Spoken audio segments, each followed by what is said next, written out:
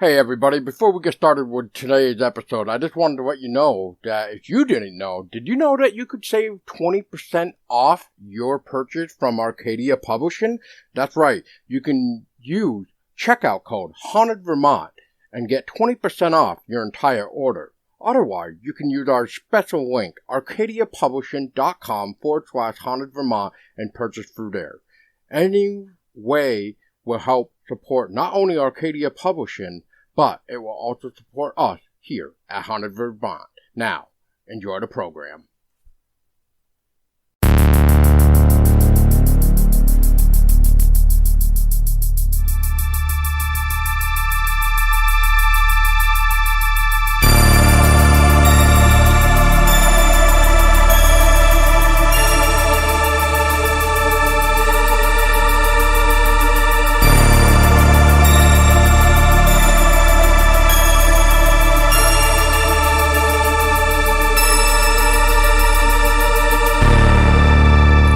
Welcome everybody to another episode of Haunted Vermont, and with us is none other than a special guest, Andrew Warburton, and I guess he's ready for war, and he's gonna be a Burton or something to that effect.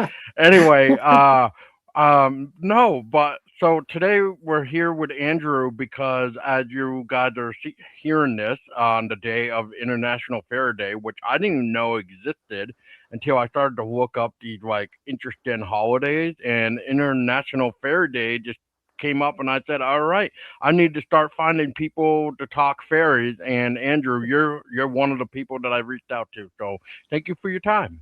Yeah, thank you for inviting me on. Of course, yeah.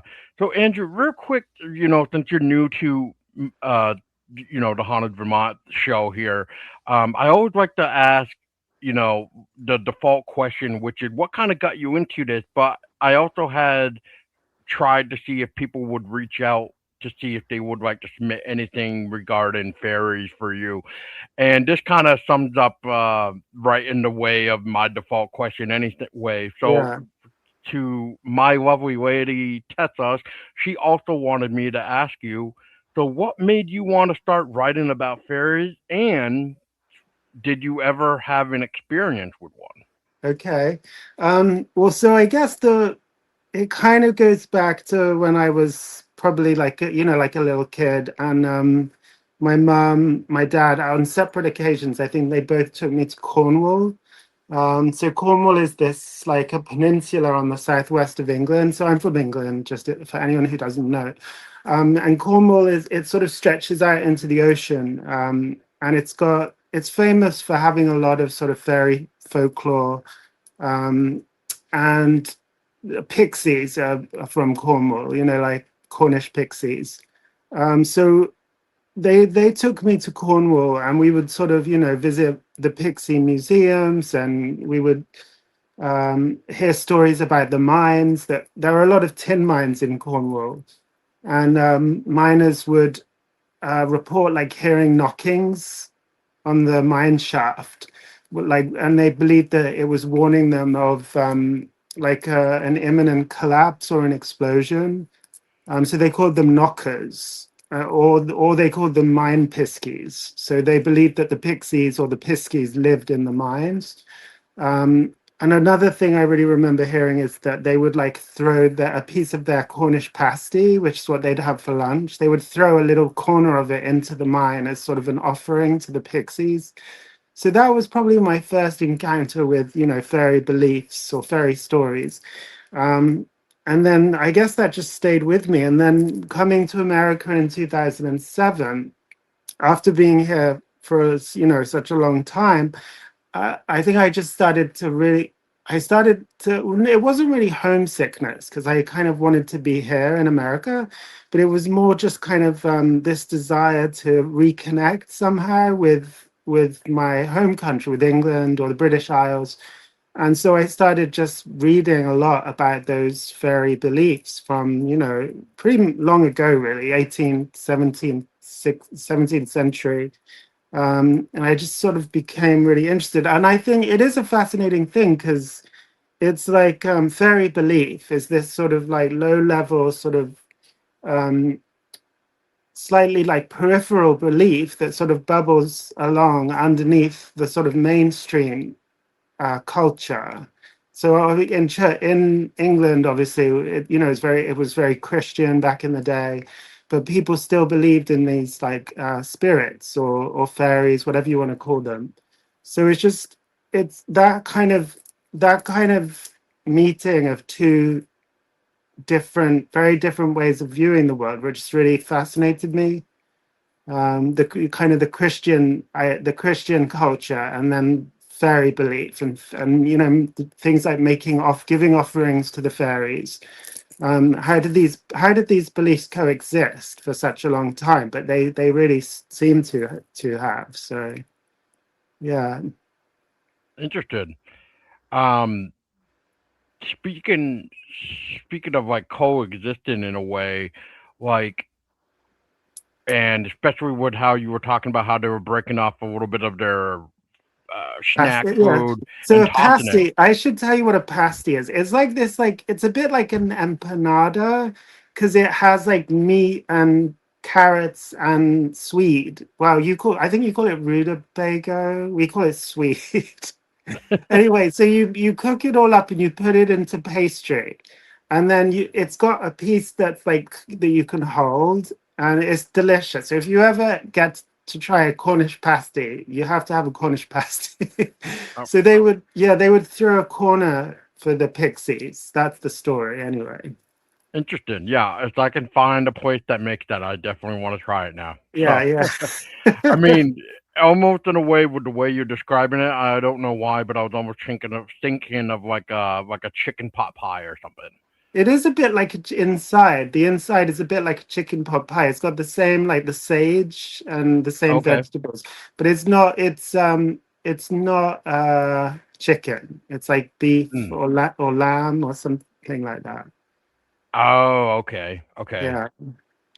But Interesting. I guess pixies like Cornish pasties as well. So Right, right. And we don't ever want to, if I remember right, we don't ever want to like thank the fairies because otherwise it's uh oh, oh my god. How do they yeah. describe it? Like if you thank a fairy, it's not good enough or something. Like Yeah, it's it's strange. Yeah. It's like they'll do good turns for you. Say maybe in the middle through the night they'll do work for you in the home. Let's say like a household fairy, like a brownie or something like that. Um, they'll like do your chores in the middle of the night. Just I don't know because they love working maybe, and but yeah, if you try and thank them, or if you like offer them, because a lot of these fairies for some reason they're described as dressed in like rags, right. especially the household spirits, like brownies, they're often wearing rags. So if you think, oh, this brownie's been doing me so much good in the home while I'm sleeping, and then you think, well, I'm going to buy him a new clothes, they'll be very offended, yeah, and leave, and they won't do anything more for you. So Right. it's yeah, they seem to kind of operate according to a different like economy or something than humans. Because for Yeah. us, it's obvious. It's like if someone does it's a good term, we thank them with a gift. But with the fairies, it seems to be A different, bad thing. a Yeah. bad thing. Yeah, Yeah, I mean that might be a bad way to look at it, but it is odd because you and I, right? Like kind of like how you were just talking about. Like if you give me something, of course we were brought up with manners, so of yeah, course I'm gonna thank you, and you're gonna say you're welcome and stuff like that, or vice versa. And but if we do that, it's like, you don't want to do that. Yeah, I always found that fascinating with the fairy lore. So it does it make me is wonder true. how that the rules of the fairy kind of mm, uh play along with that. Like, yeah, like why do they get offended by that, especially when you're Well, trying to why? be kind Yeah. Well, and I think we just have to acknowledge that they're not human beings. right, They operate according to a set of their own rules, I guess, which we don't fully understand. And those their behaviors. like even talking about them like this would probably be offensive to fairies, right? According to the law, the fact that I'm talking about like this, but I'm, I'm more of a folklore researcher, so I do talk about the fairies.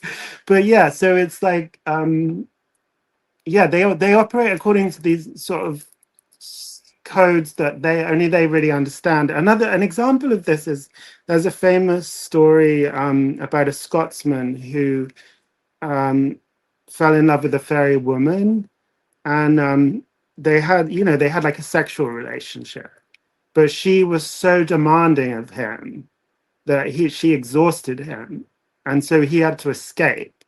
And I think he like left Scotland and went all the way to like Nova Scotia, um, and then apparently she turned up there.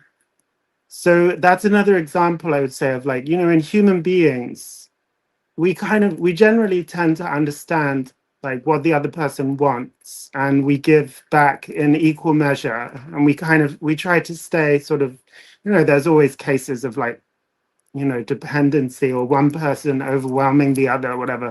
But it seems like with fairies there is that, just like it's overwhelming. It's like she'll exhaust you. Do you know what I mean? Like you'll never be able to satisfy her.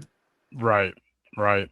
Yeah, that in a way almost reminds me. I don't know why, but I think it's Scottish lore Hmm. where there's a legend how there was like what do they call it, like a cheese weaver or cheese weaver, like this old man is like at the table, doing something with the cheese, where like if it's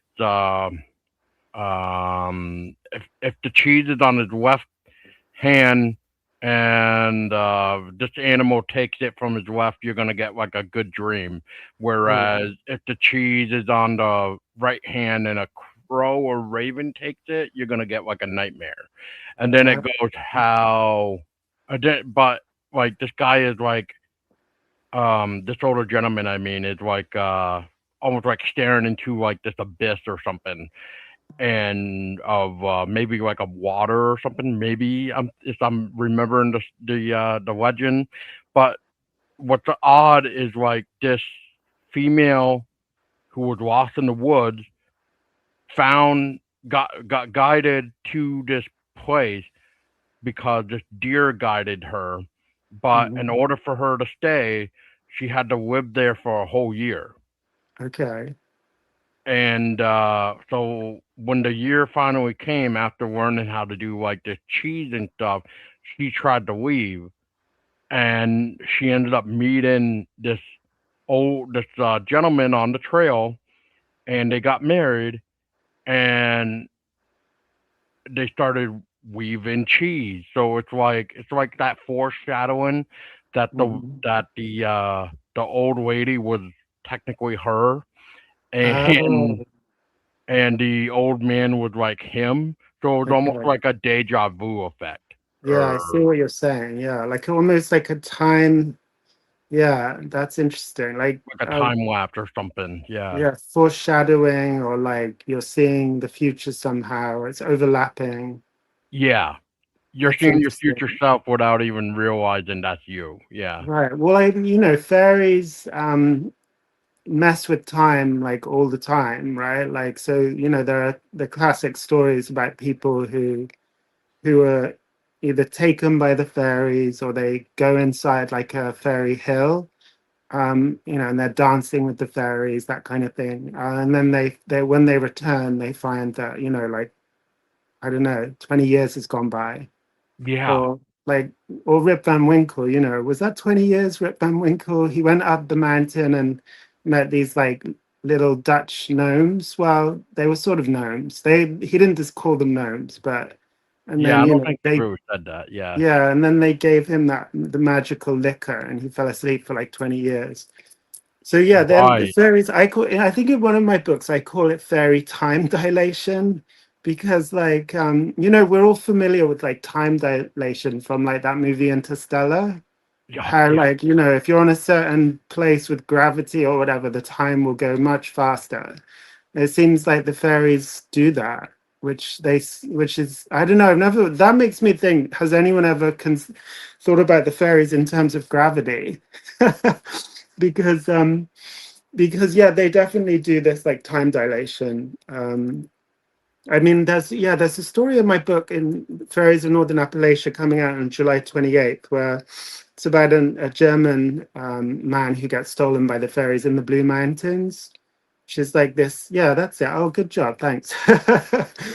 And he goes missing as he's crossing the Blue Mountains, and then I can't remember how long. I think it was more like 50 years in this story. Because when he comes back down again, his fiance is like an old lady with gray hair. And Hmm. she's been waiting for him at the bottom of the mountain this whole time. And yeah, and he explains that like the fairies took him inside the mountain. Interesting. Yeah, that story is from the sometime in the 1900s. It's not clear. It's not really totally clear whether it's an authentic Pennsylvanian folktale or whether it's some sort of literary embellishment or whether someone maybe took the core of a folktale and then embellished it because they printed it in a newspaper. So you never really know. You just can't tell because he gives his source, but he doesn't name the source. He just says, "Oh, it was a little old lady who told me this story." But Yeah. Well, you get that even nowadays, right? Where sometimes some people don't want to give their name because they just don't want that reputation to be known as that, or the ridicule of it all and everything yeah. else. But like like for the amount of time that I've been doing this haunted Vermont thing, um, depending on who is around me, but I've been called the ghost guy now from Yeah, people. So, and I don't really know if I like that, just because I feel like I'm like, yeah, I mean, I like the subject and all, but I don't really know if I would be considered the ghost guy because, yeah, that totally reminds me of my friend Sam Baltrusis because he started off as a journalist and then then he'd always had the experiences with the paranormal, and then he started writing the paranormal books, and he became the ghost guy. So, and it's like he's wondering, it's like I don't know, because I was in a journalist and now I'm the ghost guy. I mean, I'm the fairy guy now. Someone called me that the other day. They were like, you're my fairy guy. So I guess that's my fate, is that I'll be the fairy guy. well, I mean, we'll bring it up. No, we'll bring it up again. But this one right Yeah. here, this is technically your third book now, right? Yeah, and I'm excited about this one because going into Appalachia, everything is so rich in Appalachia. The folks tales, the beliefs, the history, because these people who lived in the mountains there, they were kind of cut off. They didn't Right. have, a lot of the time they didn't have electricity for a long time. They were very like self sufficient, and they kept a lot of the old ideas from like Scotland and Northern England and Northern Ireland, like just so, things like talismans. So Mm, you find sort of beliefs about, like, say, a rowan branch, which is like a very old talisman that would protect you against fairies back in like Scotland. And you find that belief like suddenly appearing in the middle of like North Carolina in the mountains. So they interesting. preserve a lot of these ideas, and there are also actual fairy sightings from the early 20th century in like eastern Kentucky, which it's very similar to North Carolina. It's this, it's all the same mountains. Oh, So yeah, interesting. you have fairy sightings there that are in my book. Um, and then, but it's not like fairy belief in the Appalachians was hugely widespread. Like often, for some reason, what happened when the Scots Irish, the people that came over from like Scotland, Northern England, sometimes they stopped in Northern Ireland, Ulster, and then they came over to America. Well, they didn't like they didn't always bring with them a very like clear fairy belief. Sometimes they actually kind of kept all the superstitions and all of the things like talismans, very kind of earthy, concrete, practical things that they could do, like to help with, like, I don't know, healing people. or to, you know, help the crops grow, that kind of thing. And they've All right. removed, yeah, they've removed the fairy. So sometimes, for instance, some of the ballads that people used to sing in Scotland, when the Scots Irish came to America, they would sing the same ballads, but they, for some reason, they would take the fairy out, almost like the fairy was no longer relevant to them, like it just didn't make sense to them anymore. Hmm. So I what I've been doing is trying to, even though that's the case, it doesn't mean that there are no fairies. Like there are some fairies there. So I've been trying to kind of bring those stories together. Um, and some of the ballads even that they sing do still have the fairies in. So they didn't remove everything. So it just kind of changed the beliefs. The fairy beliefs changed as they came over when they came over. You know. Well, it became more modern, if that's I appropriate. guess I would say I wouldn't. I don't know if I would even say modern because a lot of it is like no one today would. Well, apart from maybe practicing witches and pagans, maybe they're probably the only ones doing the same things. Or you know, like the Appalachian granny women, they would that people with maintaining those traditions are probably keeping that alive. But some of the things I don't know if it's even modern because a lot of it was like planting by the phases of the moon. So according you Oh, plant right, according, yeah, and right. then the other thing, like there's the rowan branch that I mentioned. There's another mention of like that people said that they would wear these amber beads, and that was supposed to protect from the fairies. Same Um, with like iron, right? Iron, yeah. So you'll find that. But then when that came over, that often got detached from fairies too, and it became much more attached to like witches and just general evil spirits. Hmm. Um, Actually, it's good that you mentioned Midsummer, that this is going out on Midsummer because Midsummer's Eve, which will be the night of the 23rd, that was Hmm. a time when the fairies were very much thought to be kind of abroad. So they would sort of be whether processing along roadways, so you'd have to kind of watch out, not go to the roadway because you might run into them and that would be kind of dangerous. But so they'd be active, just like on Halloween, I suppose. Midsummer's Eve was a similar time. I guess some people say that the veil has thinned during that time, so we can see into the other world a bit more. But basically, the things like you said, like iron, people would put iron horseshoes over their door to protect their homes from the fairies, which would become particularly relevant on Midsummer's Eve. And then also like the rowan branches and also a herb called St. John's wort. I don't know if you've heard of St. John's wort, but so it was placed outside houses. It's this sort of flowering like herb. I think it's a herb or a shrub. It's this flowering plant anyway, and you place it outside your home, um, and it blooms around the time of midsummer. So Hmm. that's why it became, because midsummer in the olden sort of British Isles, it was St. John's Day, which is St. John the Baptist. Mm. And it's Mm. not the same. It wasn't the same thing as the summer solstice. So the summer Mm. solstice is like proper midsummer, but culturally it was St. John's Day, which was midsummer. And so because the St. John's wort bloomed around St. John's Day, it got the name St. John's wort. And it also then became associated with protecting the home from fairies. So Right, yeah, right. yeah, Yeah, I think I think you may this sound this is probably going to be the stupidest question ever asked, but it's just more of curiosity for me because yeah, when I hear people sometimes talk about fairies or fays, because it all depends, especially like with some of the way the spelling is, right? Because sometimes like the I in fairy is a E, but that's yeah. probably because of the European or Mhm, overseas spelling, as I had to guess.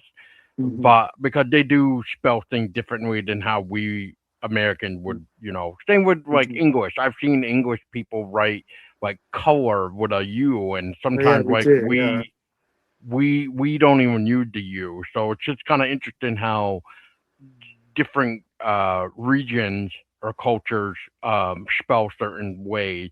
But yeah. out of curiosity, Andrew, and I don't know how well you know this, but is there a difference between like a fae? for the listeners, like FAE, versus like what to say, like your typical fairy, like with an I in it. I wouldn't say so. I'd say that they're the same thing. Like I think it's just a different word because that's developed more. Like apparently FAE has been around a long time, Hmm. but it wasn't as popular as fairy or either of the two spellings. Right, right. But now it seems to have been really it's become very popular in the modern day to talk about the fae. I think because there's such a diversity of fairies, Hmm. like we tend to lump all these different types of beings under fairies, and so I think people because fairies has become associated with Disney and the little winged beings, Right. I think people saying the Fae, it just kind of makes sense to people because they're like, they're not just these little wing beings, it's a whole diversity of beings. So I think that's why the Fae has become popular, but it wasn't as popular in the past, although I think it still is quite old. And I'm not sure about this different spelling. Some people I've heard say that fairy FAE is the older one, but then Yep. I've heard other scholars though say that fairies with AI is equally as old. So I really don't know. I mean, I think they're all referring to the same thing. I mean, there are some people out there who say we shouldn't call them fairies at all because they don't like that name, so we should just say them or they. Them. Huh. Mm. So Like like, them, we just say they rather right, than right. give them a name because they don't like that name. Interesting. So we're pretty much giving them like the pronouns. Yeah, you just give them the pronouns because they're always plural. Well, they're not. Well, fairies, we usually think of them as plural. They go in processions. They're in companies or they're in societies. Like in Scotland, they had a whole what's called a commonwealth. Like here we live in the Commonwealth of Massachusetts. Oh, right, In right. Scotland, it would be the Commonwealth of the Fairies.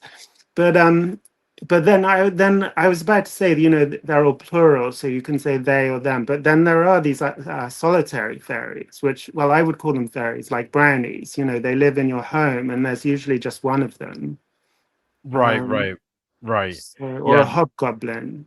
hobgoblin, yeah. That's another sort of Um, solitary one. what about like a changoin? There we go. Would that, Changeling, yeah, yeah.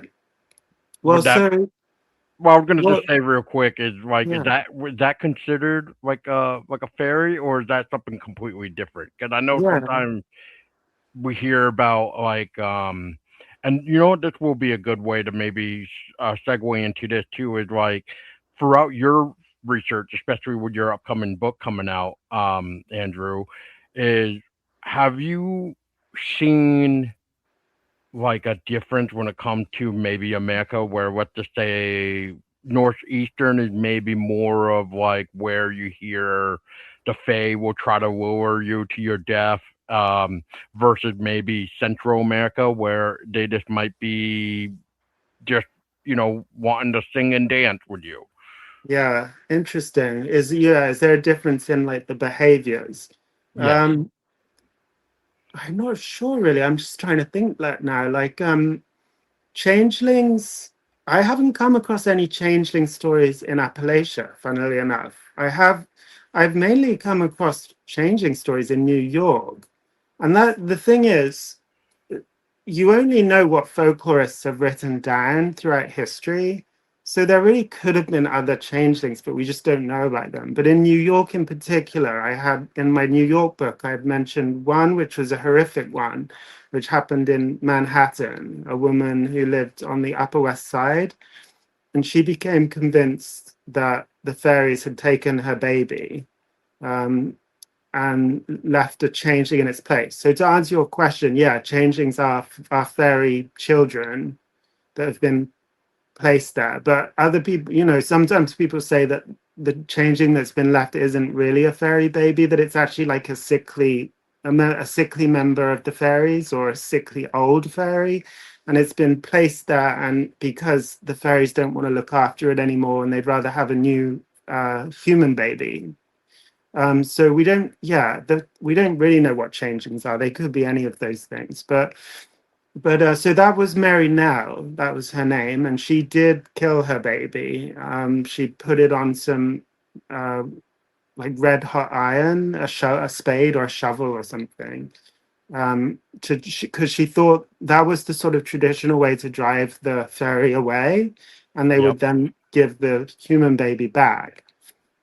So she did. She ended up sort of accidentally killing her son, John, who was like 4 years old, I think. Oh my goodness. Yeah, it's terrible. So that was like the 1860s, like during the Civil War, actually.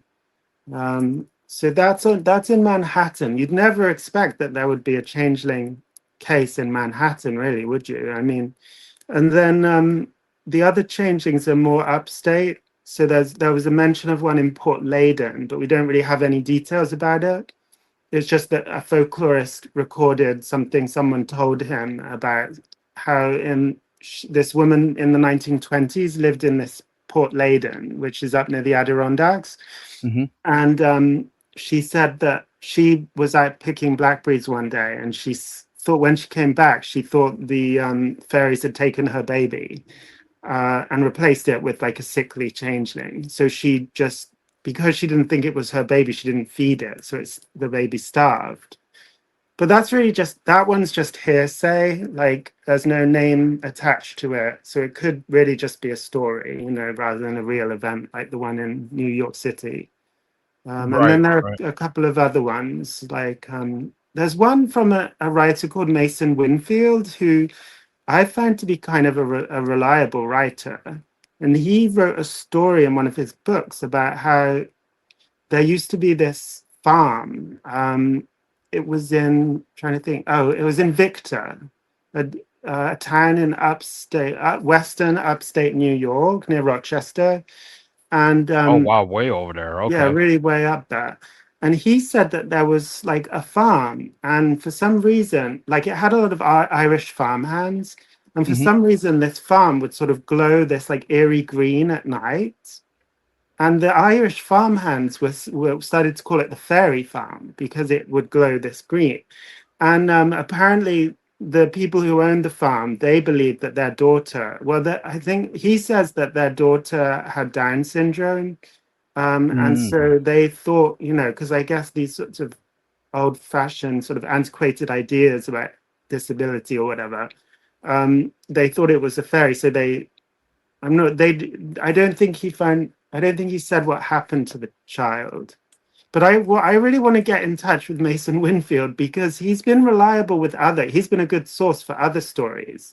And I want to know where he found out this information about the fairy farm because I think I would love to know where he got that. Because now the whole place where this farm was is just highway, pretty much. Interesting. Like, so I'd love to know where he found out about this fairy farm. I wonder if it might be on like newspapers.com or something, or some sort Well, of I old. did, yeah, I did all that and I couldn't You did find all anything. that. I did all that, I Interesting. couldn't find it, but then it would be hard to find. And also, I don't know if it wouldn't necessarily make it into the paper, I don't think. You would think that, but I mean, we have stuff from like the 1800s where, nowadays we call Bigfoot Sasquatch, but back in the Yeah, day it would be the wild man and stuff Wildman, like yes. that. Hmm. So, or ape man or whatever, but mainly it's like wild man. But like when I was going back through some old Vermont newspaper stuff, I found like a wild man tale from like October of 1879. Don't quote me on Yeah, that, but yeah, yeah, it it's was good. interesting. Um, but it's what I found interesting about this particular one though is like if that was 1879 where the two hunters supposedly stumbled upon a wild man, they shot at it because they were trying to bluff charge them. But then like in November of 1943, we hear about this hunter that was supposedly squeezed to death by a bear. Oh, wow. Okay. So, but ironically enough, if you look at these areas, they almost coincide with one another because like that's how close they were. So you So it think the makes story is like maybe like one is based on the other one? or because of it being 1879 and this guy's incident that happened in 1943, like it would validate that maybe these Sasquatch Bigfoot are actually teaching the young ones as they're growing to know, like, hey, this is a hunter, like, don't bluff Yeah, charge it, like, yeah, because the gun is bad. yeah. And so it makes me wonder, so the way I'm looking at it is, if this hunter back in 1943 thought, let's just say for the example here, because I don't know for sure, but I can just only go by the newspaper clippings and his actual death certificate, which on the death certificate basically even says he was attacked by a bear. Oh, Uh, so let's just say for the example here that, let's say this hunter from 1943 did in fact encounter a Bigfoot, right? mhm. Now he would have shot at it because they did find a empty bullet shell on the ground. But if this thing didn't go down and killed him by, what to say, squeezing him to death or whatever, it's almost like some, I don't know. The whole story is weird because Yeah, when they found his body, his rifle was leaning up against a tree, 70 okay. feet from his dead body. But that's weird. If he was had shot at it, Right. well, So yeah, that is weird. Why would yeah, he? Yeah, why would he lean it up against a tree? exactly. A true hunter. What I mean, I don't really hunt, but from what my dad and grandpa have told me a long time ago, it's like, if you're gonna shoot at something, make sure it's actually dead. Keep the gun in your hand until you know it's dead. Yeah, So what happened? I don't know. I mean, it's just weird. Um, yes, but yeah. So anyway, sorry for the little tantrum there, but that's why I'm just thinking, like, you know, like, just these weird old stories, like you're kind of putting it. It's like, I wonder if yeah. one could be tied to something, especially around a general area. Yeah, yeah, exactly. Well, so it could be, yeah. I mean, it does make me wonder, did Bigfoot encounters get reported as bear encounters back in the day when people were trying to make sense of them? Oh, totally. It would have to, like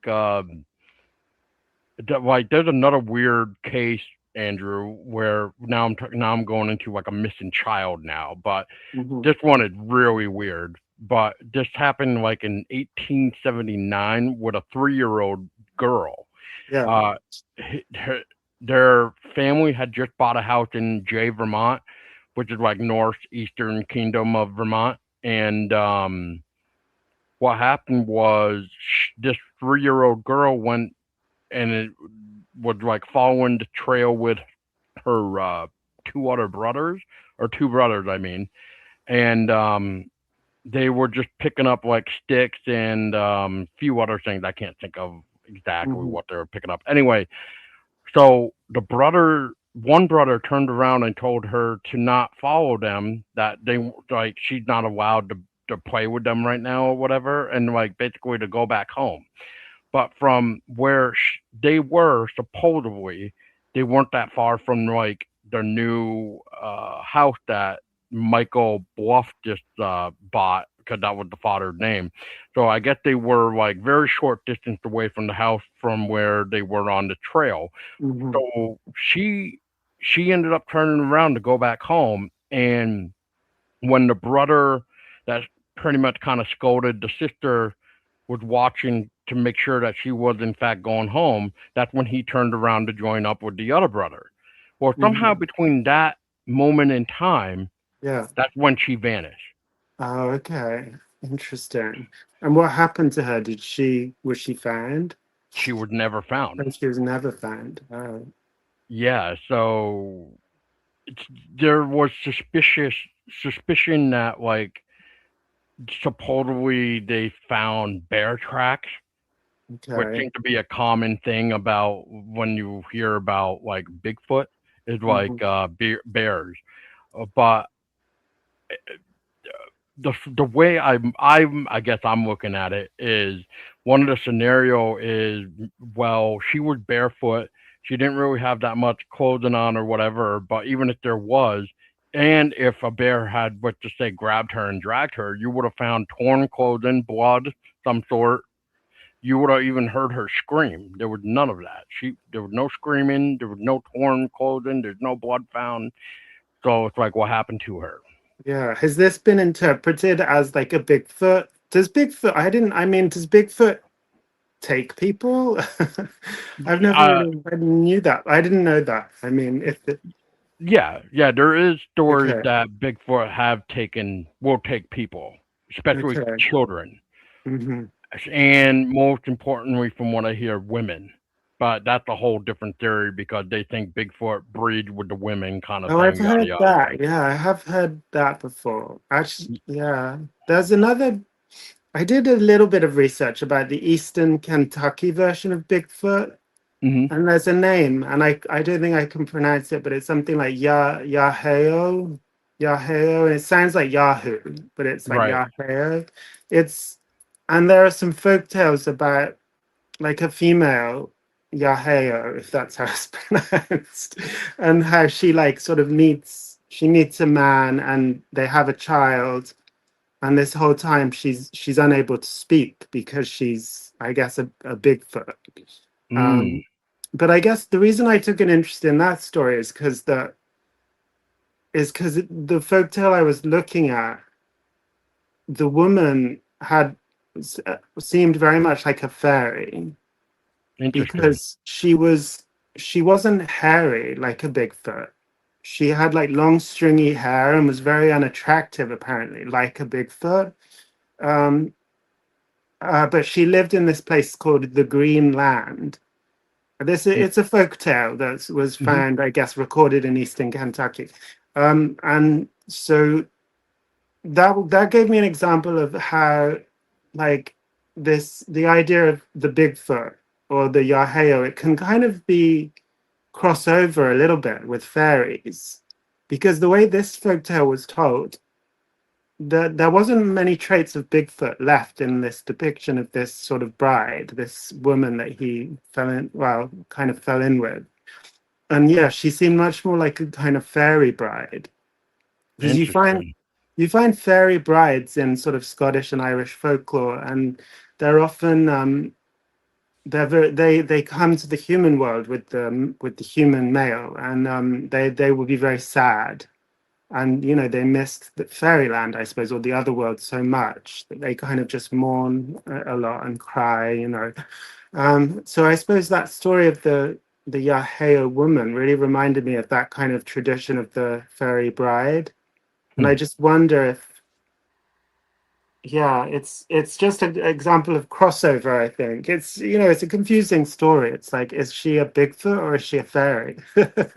Maybe she's both. Yeah, Okay. I think some people say Bigfoot's a fairy, don't they? Well, I've heard that. so I did get another question to Yeah. ask you. So this is going to be interesting.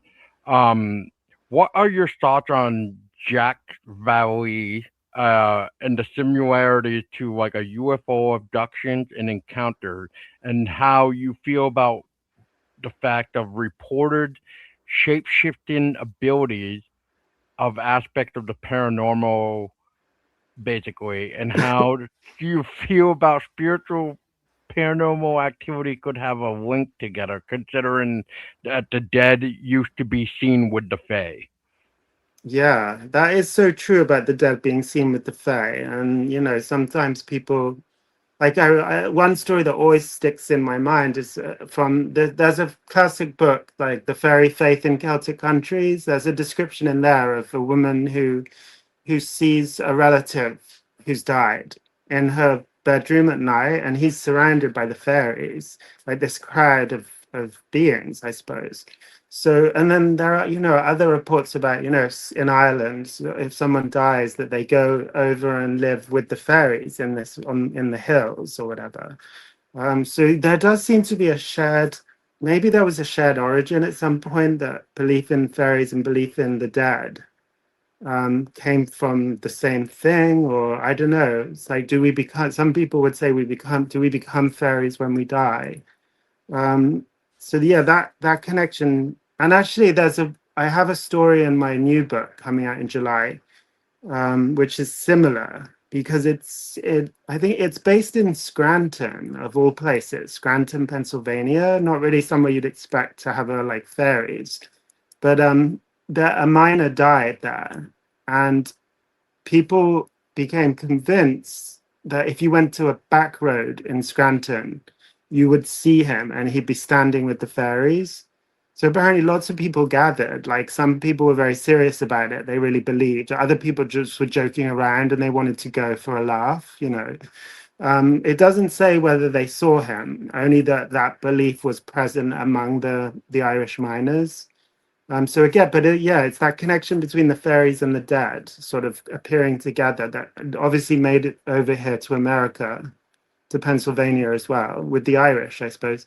But what was the question again? It was what did I think of? Um, Jack's Valley in the similarity to like UFO abductions yeah, and the supported in the and the reported shapeshifting abilities because they say sometimes like fairies can shapeshift into like what to say Bigfoot or other cryptids per se yeah. because it's almost like they're trying to, I don't want to say manipulate, but maybe they're trying to put like that fear in you to maybe be left alone. Mhm. There's definitely, obviously, yeah, similarities between fairy belief and the UFO stories. I mean, it's obvious. The obvious ones is like shining lights, Oh, like like Will the Wisp. yeah, and well, that yeah, exactly, and like little gray man. I Yeah. mean, so it does sometimes feel as if like the whole UFO phenomena is like it's like a repackaging or a repetition of older folklore, just like in a different form, maybe modernized for America. So yeah, it does. There does seem to be some similarities, and the way that people describe people who see fairies today, the way they describe them is not really very similar to fairies from, the olden days. So Right, they right. are they see them as like floating orbs in the woods.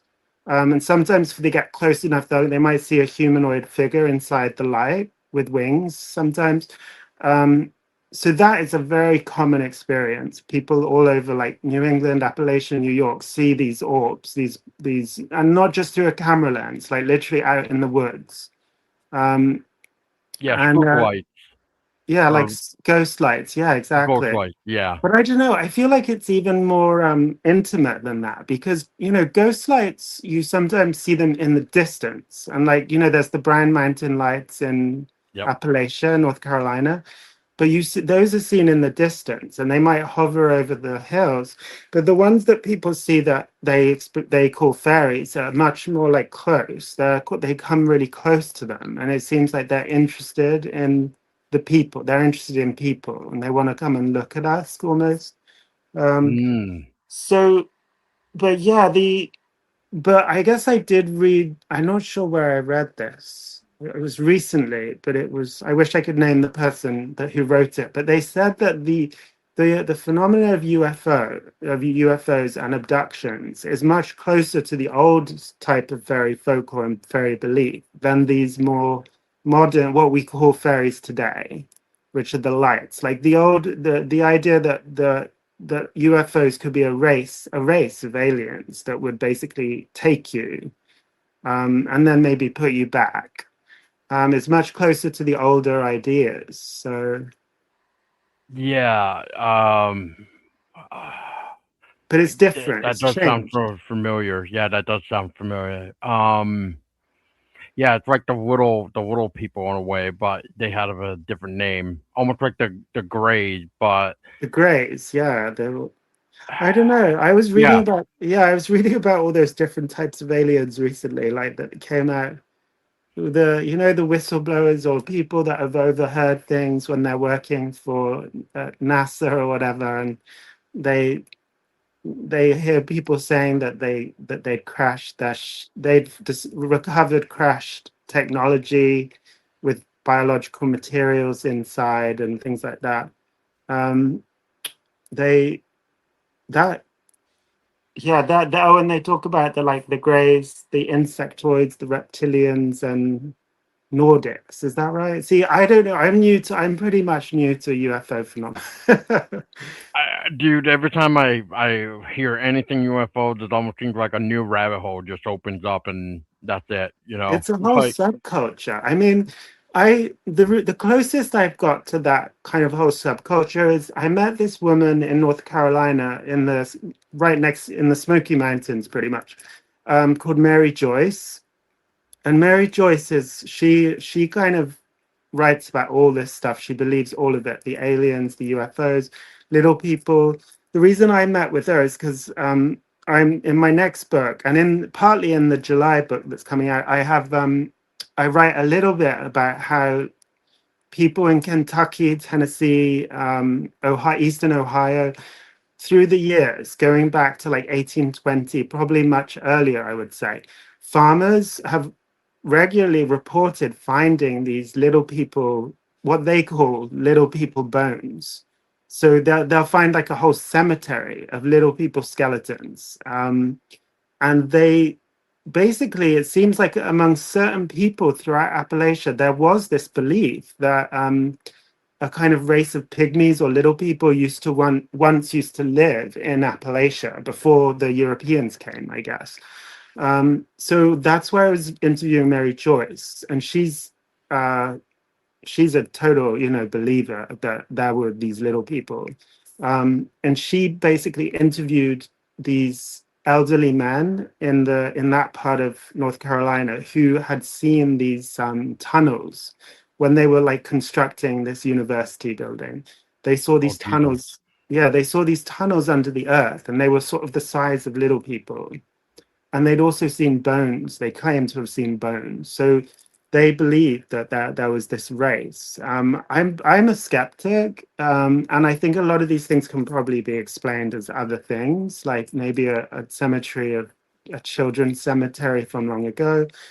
But it's interesting because these ideas, they seem to like come from the British Isles and Ireland, because it's hmm about little people, and there were similar beliefs in the British Isles about an ancient race of little people once like lived in the British Isles.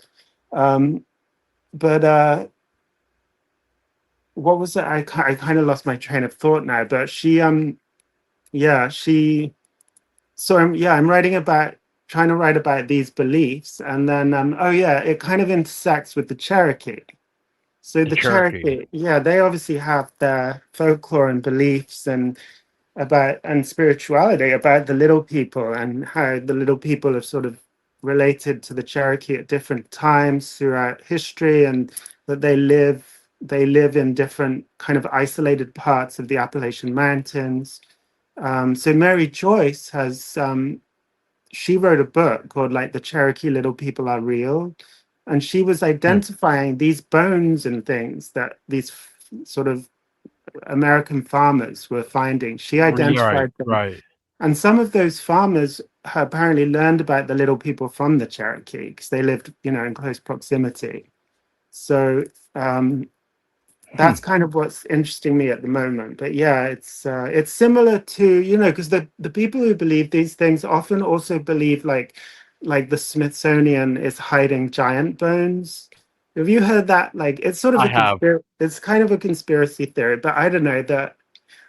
I guess some people really believe it, that there were giant bones and that the Smithsonian is took them all away and is hiding them. Yeah, there's a book that I just heard about like a week ago. Now I can't even remember the name of the book, but it has something to do with like giant bones getting found in these like Yeah, circles or something.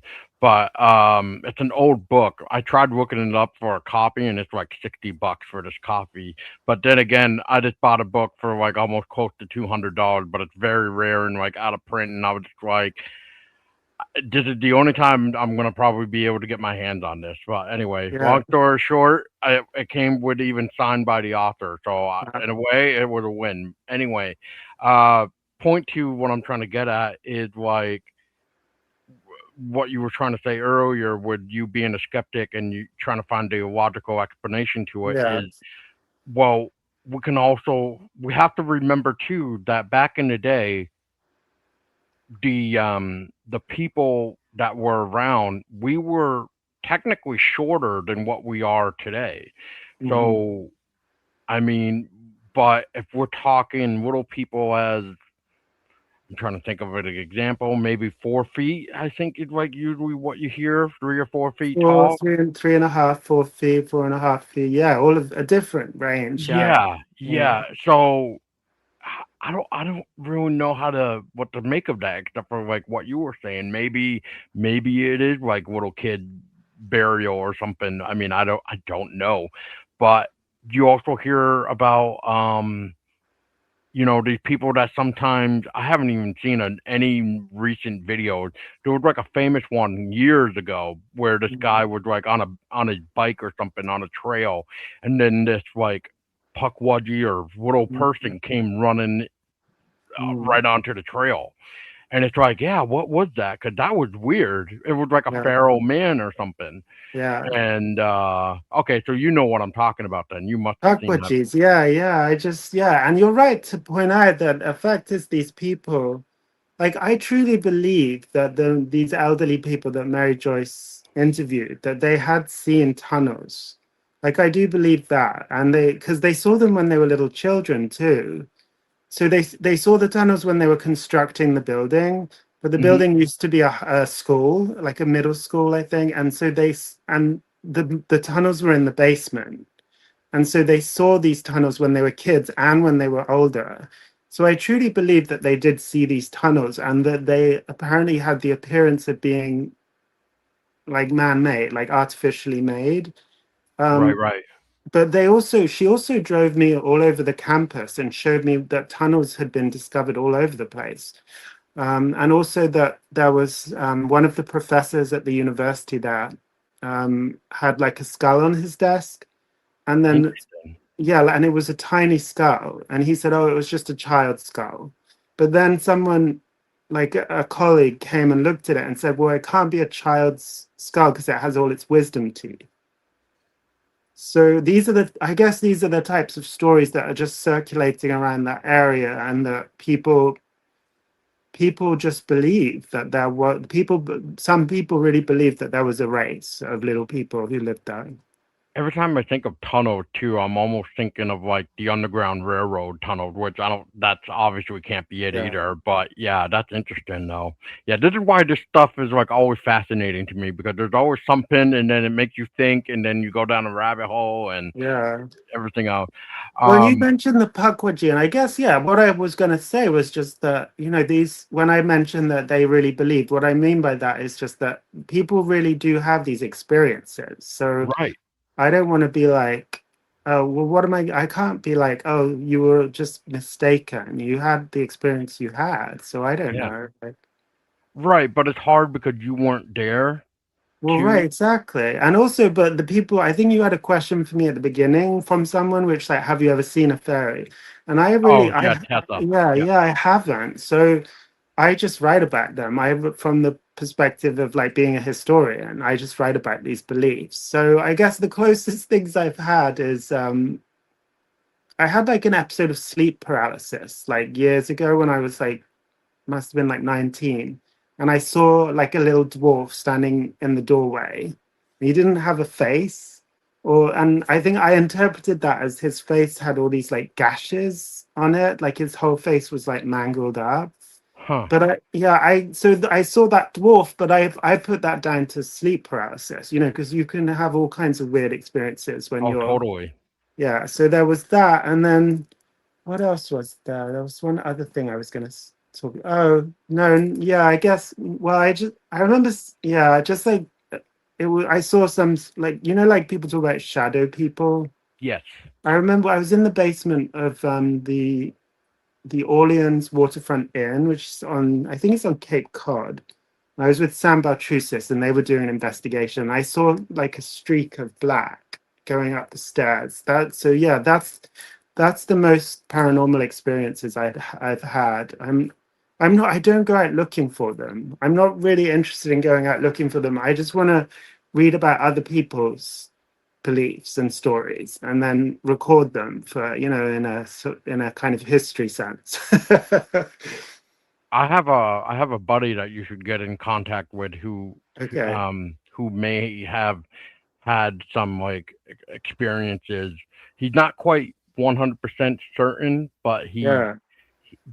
the way he described it sounds like it would be fairy related, but it's Okay. also like just weird. I don't know Yeah. how to really provide it, but yeah, I'll get you his if he Yeah. That'll be allows it. good. Yeah. Yeah. Um. So Andrew, real quick, I just want to kind of start wrapping things up just a little bit. When you were doing your book, which I will just put it up right here real quick for people maybe, it's the New Yeah. England Fairies book here. Hmm. By the way, shout out to Arcadia Publishing for sending me a Yeah. copy Oh, so I they could did. That's awesome. yeah, they have been very good to me. Okay. We kind of do a collab thing, so people, if you want to buy this book too and support not just Arcadia Publishing, but you can support me, you can do this really cool link that Arcadia Publishing has done for us, which is arcadiapublishing.com/ haunted Vermont, where you can support Arcadia, me, haunted Vermont. Otherwise, you can use like checkout code haunted Vermont at checkout, and you can get like 20% off your entire order. So do That's that. excellent. Yeah. Yeah. So, and I mean, you can also pre-order Andrew's new book right now too. Which, by the way, we'll just throw that up here again for the video people. Yeah. So yeah, July 28th, this will be out. So I can't wait to dive on this one. So, but yeah. So real quick, Andrew, since this is Vermont related too, because I Mhm. don't think I said beyond haunted Vermont. But even though I probably should have said beyond. I should have realized it was going to go all over. Yeah, yeah, yeah. But anyway, just real quick. So when it came to right in Vermont section, Mhm. obviously there was some um connection between Vermont and the New Hampshire because it's literally right on the border. Yeah. So I guess what I'm trying to figure out is from your perspective, and I think the reason why I said iron is because, and I hate to do this to you, Andrew, but when you were maybe checking out like Lake Champlain, I'm gonna butcher the Faeries, Manugamasek. Is it the Manugamasek that were on Lake Champlain? the one that like go invisible or turn their boat over so they can't be seen. Yeah, yeah. Yeah, um, that was interesting, by the way. Yeah. So anyway, well, I guess what I'm trying to figure out is one, what was it like trying to hunt down stuff for Vermont for fairies, Mhm. obviously, because we did have I'm gonna butcher his name too. Hang on one second.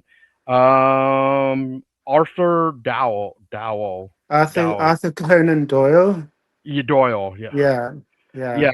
he wanted to try to collect stuff about it, but he obviously failed to do that. But that's why we were left with like the Abenaki stories, which is fun nonetheless.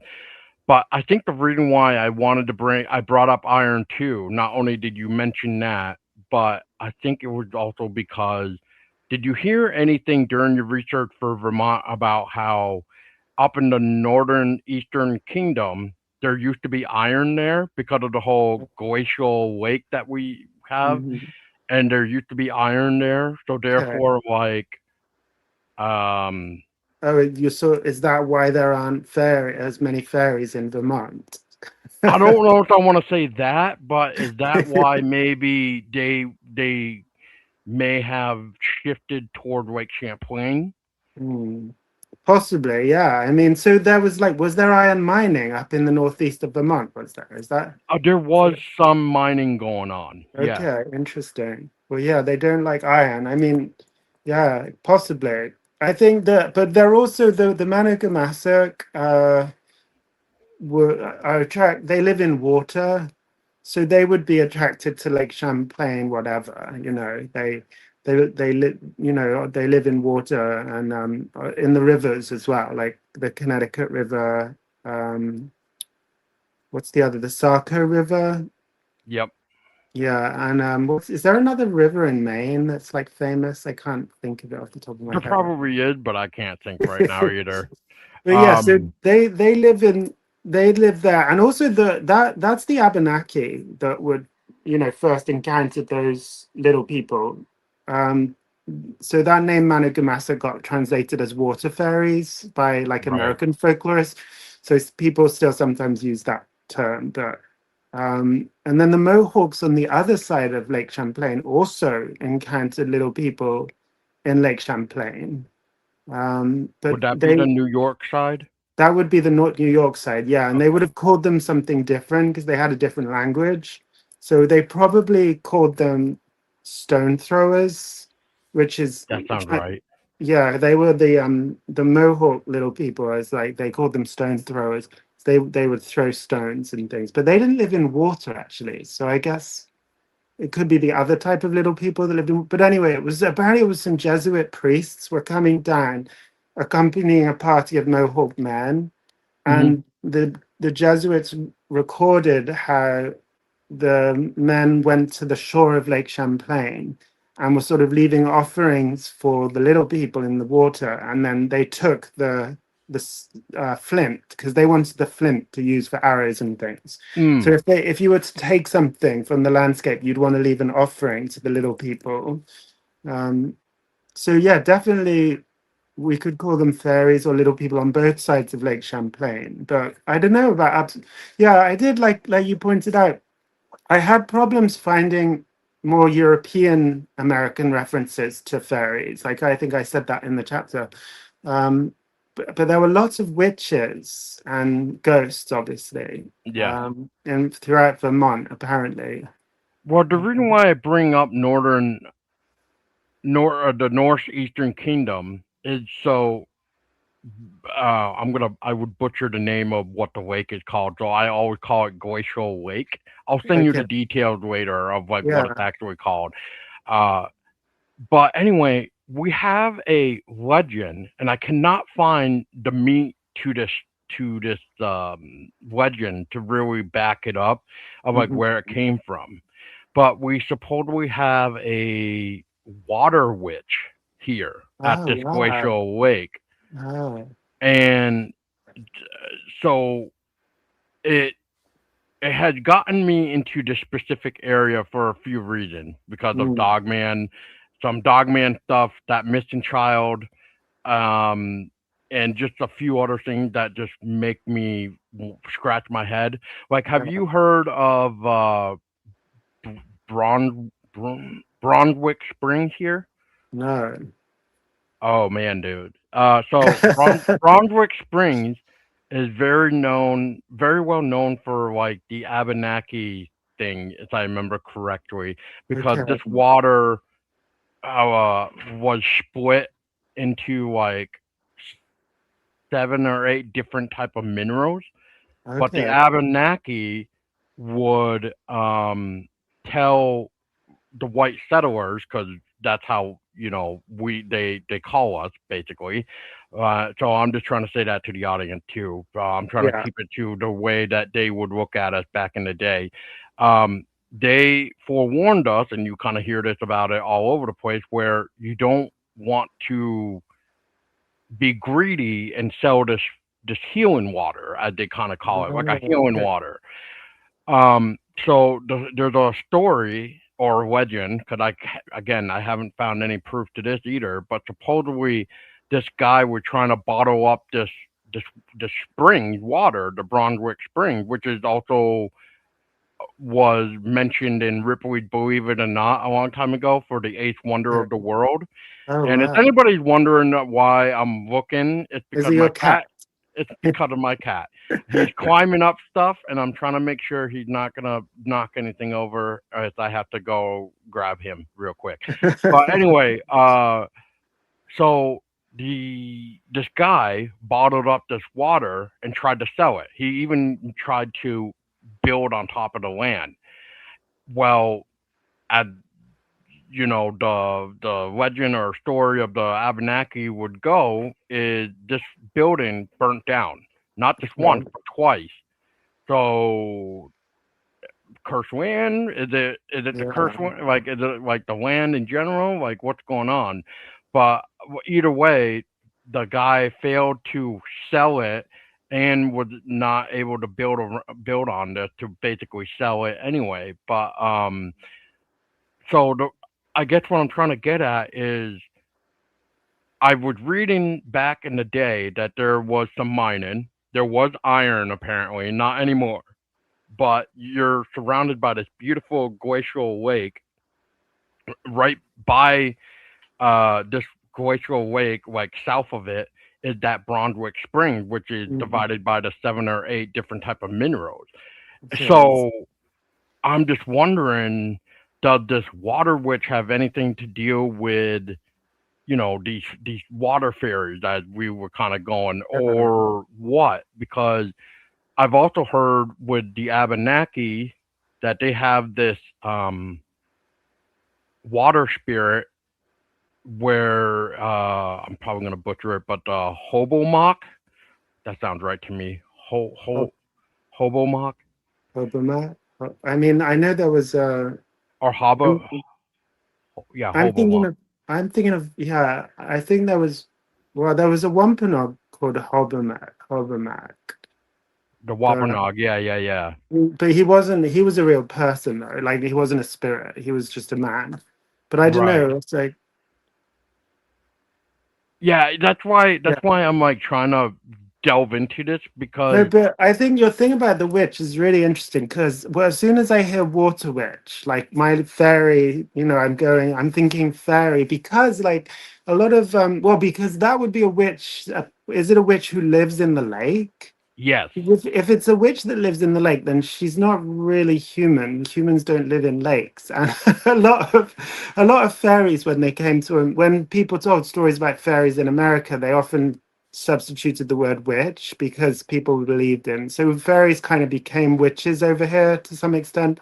So when I hear water witch, I'm thinking kind of fairy. So I'll have to read more about her for sure. Yeah. so I don't have the book in front of me to really say, so I'm gonna go off memory. But the water witch is supposedly supposed to be this water witch that's supposedly supposed to lure you to like your doom, basically, which we hear about with fairies. But what I just find odd about it is like this is why I'm trying to figure out where it came from because when you look into this water witch, you don't Mhm. find any death. You don't find death. So that's why I just find it to just be a legend, That folklore. could, yeah, where did it could have that could have come from like the Abenaki, couldn't it? I suppose because they have stories about little female spirits that live in water that pull you down, and they kind of cry out, and then when you come and investigate, they kind of drown you. So And that's could be and going related. right and going back to I want to say the Hobomok. But anyway, Mhm. so if I'm thinking of the right thing or Yeah. Hobomok, maybe however you pronounce it, I apologize for those that may know, and I'm just stupid, but forgive me because of my speech impairment and being half deaf. But anyway,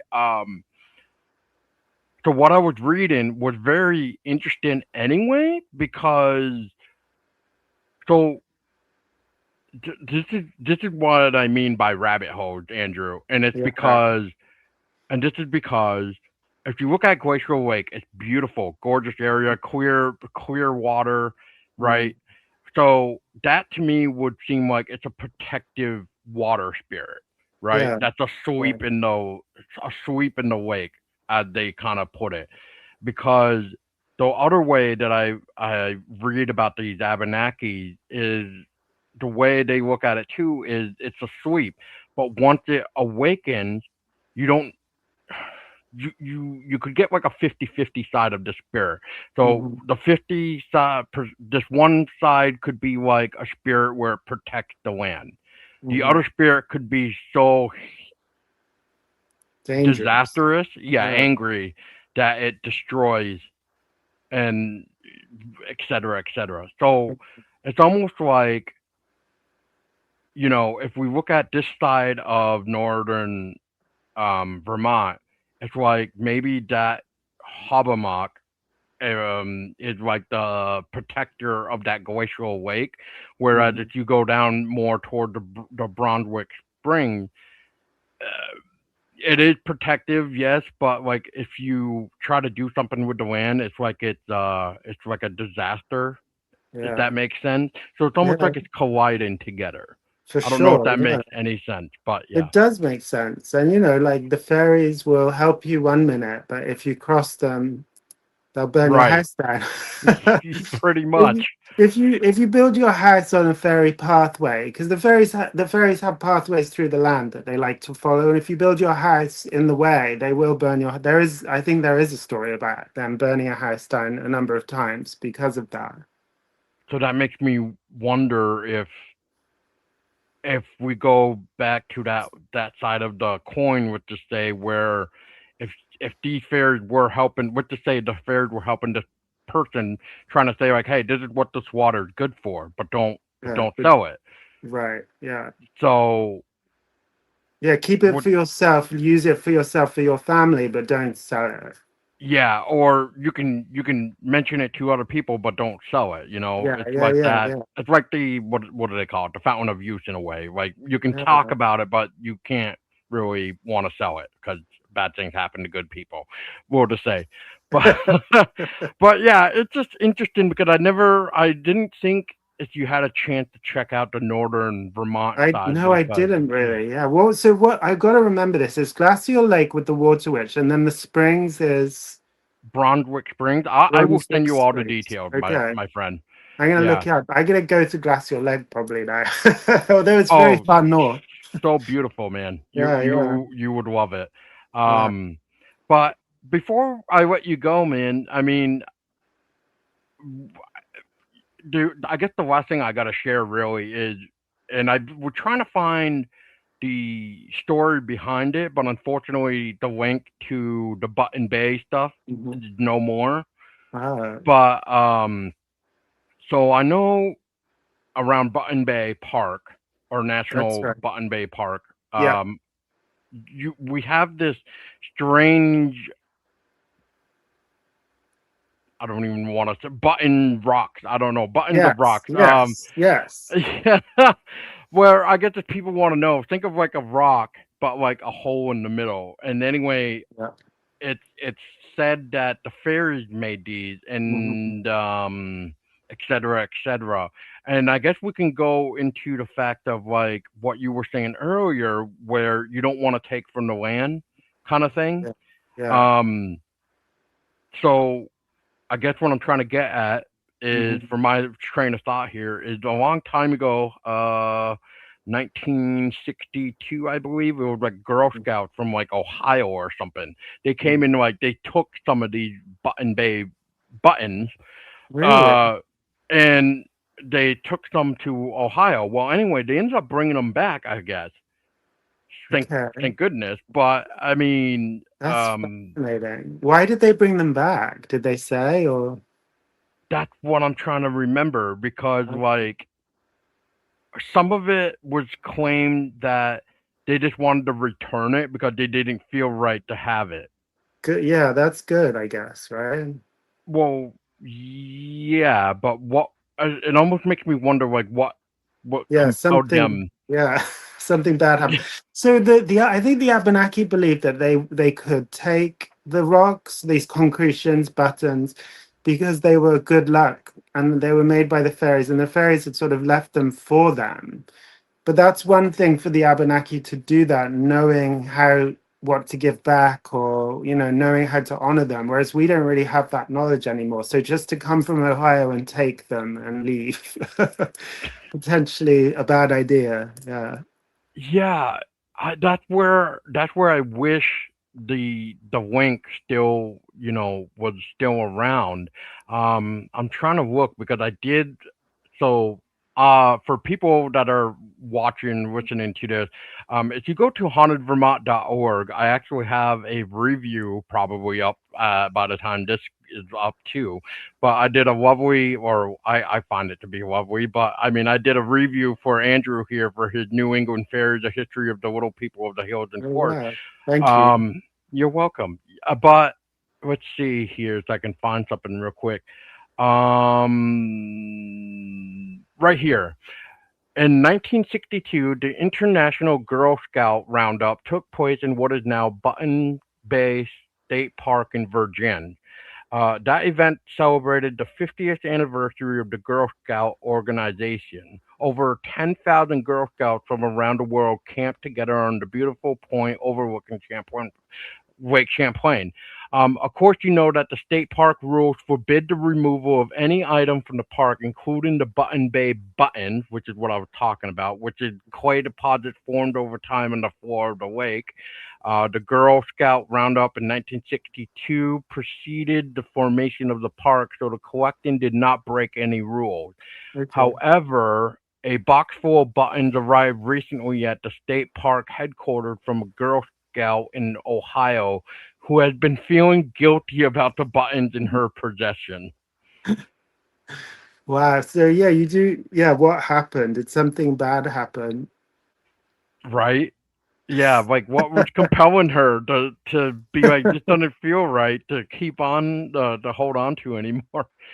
Um, maybe she forgot to leave an offering. I don't know. I mean, if it Maybe. is Yeah. Yeah. true, but I mean, anyway, Andrew, I just thought all this is fascinating anyway. So, Yeah. um, I guess to wrap it up too is like, was there anything in Vermont while maybe searching for Vermont that was maybe challenging and or you couldn't put into the book, Um. or should I say that was not able to make it on the cutting room floor, basically?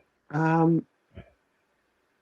I mean, not necess. No, no, not that I can think of. I remember, I remember being very happy when I found out that Arthur Conan Doyle had lived in Vermont Hmm. because, he's probably one of the most famous believers in fairies uh, ever.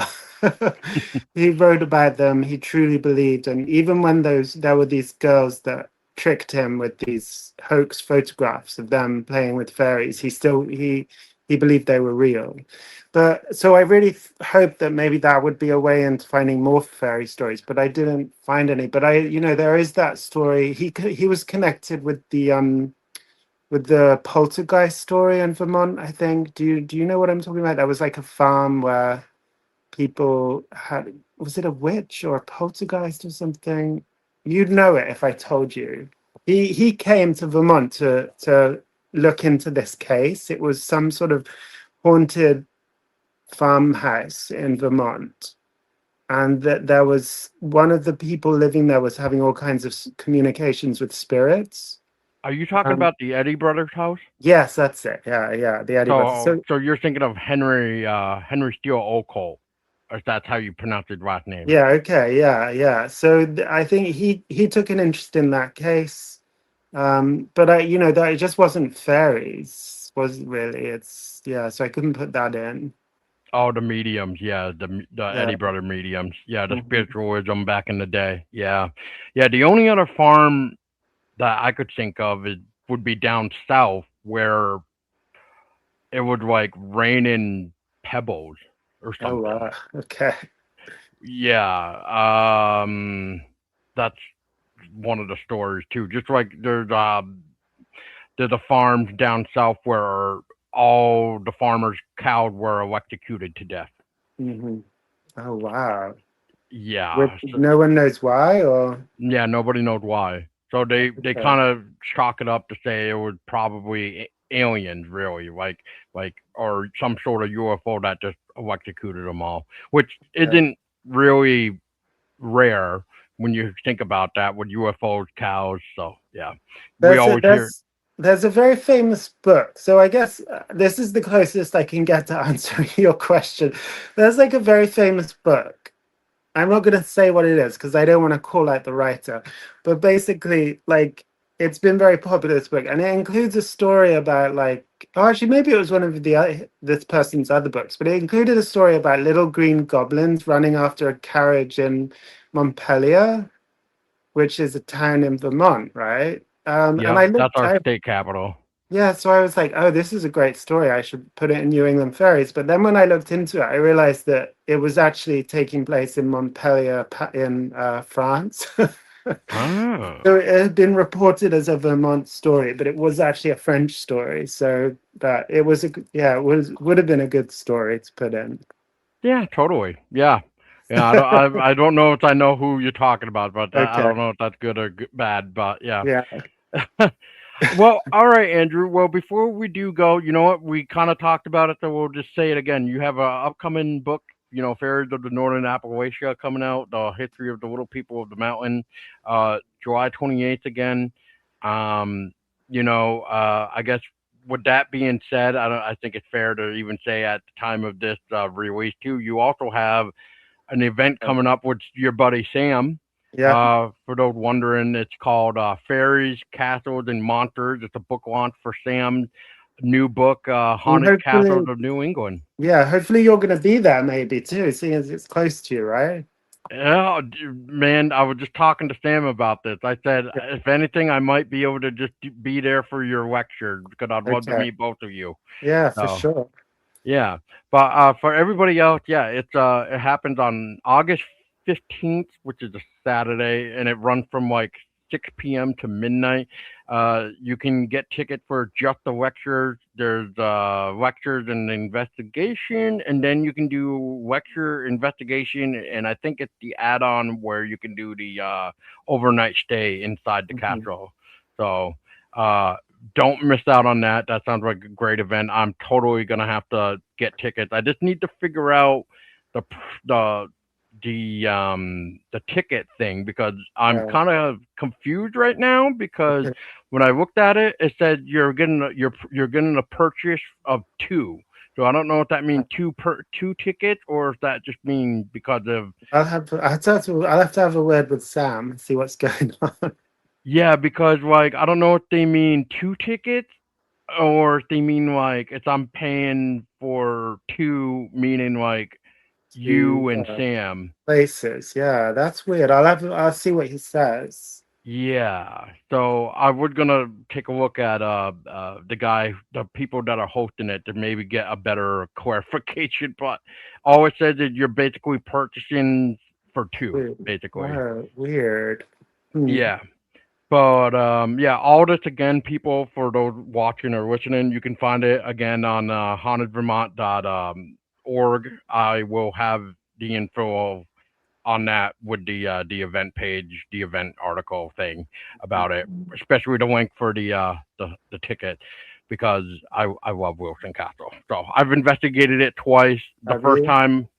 The first time I'll never forget. The second time wasn't as active as the first time, but it was still fun. Right. I've never So, been, so I'm excited. Yeah. oh, you'll have fun. You'll Yeah. have fun. Yeah. But is there anything else, Andrew, besides your new book and the event that I mentioned that is coming out that you would like Um, to I plug?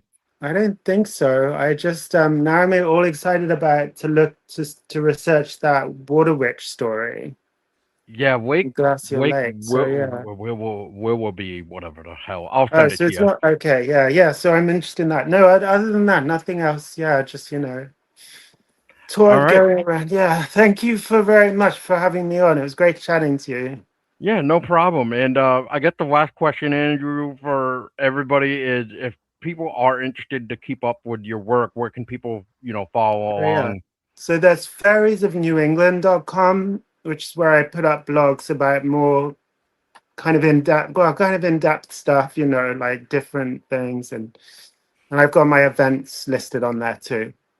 Nice. Yeah. Uh, Well, there you go, everybody. I'll have everything in the show notes anyway, as far as I can and everything else. But yeah, support the event. I will definitely be there for maybe just the lecture, but mhm. who knows? I mean, I like investigating too, so and it's been a while, and I kind of have that itch, so I might have to cave in on that too. So we'll see. Sure. But but Andrew, if you ever want to come back and chat fairies again or whatever, my door is always open for you, buddy.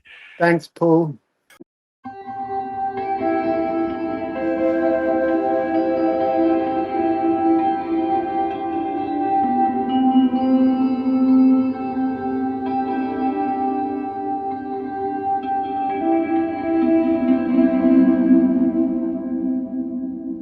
welcome back finally, Ronald. This is your first time even on video with me, so it's a pleasure. That's right. Hey, it is a pleasure to be here, Paul. I always look forward to our discussions, and like I said, one of my favorite shows to be on. Well, I don't know if I would say that, but I mean, there's tons of shows in a sea of podcasts, man. I'm just nobody. But you know what? You have been rising above the rest of them there, and I think that at the end of any of your podcasts, somebody learns something, and that's important in this field. You know, it's great to talk about the paranormal and the supernatural and all that kind of stuff, but at the end of the day, if you don't learn anything, then what was the use of sitting in on it? Yeah, that's true. I think that's why, like, a lot of people are starting to maybe unfollow me now, because I've noticed like a lot of numbers of mine are dropping, and it's probably because I'm getting older, and I'm getting to be that guy where I don't know if I want to say I'm the one that's yelling people like get off my lawn per se, but I could feel like a shift in me when it comes to talking, especially in this field, right? Because I've been doing this, well, not as long as you, but would just say respectfully for like the Haunted Vermont thing, almost 14 years now. Yeah, that's a long time. But even before doing this Haunted Vermont thing, like I had strange stuff going on, but I wasn't fully into it. I was, but I wasn't like, into it. Mm-hmm. I think that's fair to say. But anyway, so what I'm trying to get at is like, I think it's because I'm starting to call out certain people because it's just like, well, it's nice that you're trying to do this, but where's your evidence to back it up? Mm-hmm. And then it's like I'm trying to find it to prove like the existence of where this possibly came from, right. Which maybe might be another trap. But I mean, it's just interesting what I've been diving into lately. Like maybe I'll say that for the next chat for us, Ronald, because pretty soon it'll be National Sea Serpent Day or International. I forget how it is nowadays. But speaking of national holidays, or per se, here we're going to be talking about for International Fairy Day. So I never, in all my years, I never thought I'd be talking about fairies, but it's getting to the point where fairies can be almost anything. Mm-hmm. And speaking of which, before I go on any further, people do not know you yet on the show. Well, let's quickly just say this. Ronald's been on before to talk about Lights in the Mist. Here's the actual book cover for people watching the video. And what else have you been on? You've been on National Werewolf Day. So here's another book that you have done. You're on Dogman. I think you mentioned it before. And now that we're talking about fairies, and too bad she's no longer alive, but this comes into play too. But we got Rosemary Goey, and she's got me into a lot of things because she's an author of, I think she ended up publishing, I should say, like 65 books. She was doing everything from paranormal, the occult, and what am I forgetting? Spirituality. Yep. And stuff like that. But what's cool with you, Ron, is your book, which is called On Fairies, Historical Survey, which we'll kind of get into. But you had the last forward by Rosemary Goey. It was, yes. She was going to actually publish that under her company before she passed away, which is extremely unfortunate because in the field of the paranormal, number one, there's not a lot of women doing this, and there needs to be. This has become a man's club for far too long. We definitely need more women as researchers out here. And she was definitely one of the best. And I met her and we became friends. And she was very pivotal in setting my direction to go in the exploration of the fairy realm. And like I said, it was an honor that she wrote the foreword of the book. I just wish she was able to publish it too, because that would have been a great, like I said, a great honor to me, because I really did admire her, not only as a human being, and she was a very kind human being, but also as a researcher. Oh yeah, I loved her work. Mm-hmm. Like, I know I just showed it by that, but yeah, I mean, here's your book, here's her. So I mean, right. Yes. Well, I have something else of hers too. What is it? The Encyclopedia of Spirits or something? Oh yeah. So I think that at the end she had somewhere about 300 publications with her name attached to it somehow, whether it was dictionaries or encyclopedias or what have you. She was very prolific in this field, and rightfully so. But like I said, we lost a really great researcher and a really great person here. But yeah, I think that the book that you have there is one of the essential ones that everybody should have on their bookshelf. Not My Lights in the Mist, although that would be great, but definitely you should have something from Mary Ellen Guiley in your bookshelf if you're going to be an investigator. Yeah, for sure. Yeah, I remember seeing this great big like book for her Encyclopedia of Spirits, and I'm just like, yeah, this is mine because it was like at a thrift shop for like $5 or something. So and her stuff is not cheap. That's for sure. It's not. So, that's exactly right. Yeah, and that's the other thing too. It's odd that you mentioned that because some of my greatest finds have been in thrift shops. You go to the back and you love the smell of those old books. That's the reason I still to this day can't use electronic books, ebooks. I just don't have any time for them because I want to feel the weight of the book and smell the ages that have been through those pages. So I love to go to the very back of these bookstores, very dimly lit, and you search around for these treasures. And every now and then you can find something that you didn't maybe not even knew about, or one of those great Time Life encyclopedias of the supernatural, which I was able to find. And it becomes, the crown of your collection. And so I urge everyone to go out there and support their local used bookstore. Yeah, I totally agree with that because speaking of treasures, there's a bookstore from here, like probably 45, 50 minutes away. They're called Monroe Street Book. They probably have like over tens of thousands of books, man, like from top to bottom. Like you need a ladder sometimes to get to the very top. So that's how old school we're talking about. And what's funny is like back when I used to read Anne Rice's, written book, they would have her work. And there's been a couple times where I just go in there and I pick out like an Anne Rice book and it's signed by Anne Rice. And of course, I'm that guy that goes, I need to look up this to make sure this is actually her signature. Because, I do know. Because people do forge names out there just to say that it's signed. But yeah, it's a sad world sometimes. But anyway, yeah, I've been lucky to even find that. And I mean, she's another author that I love that passed away.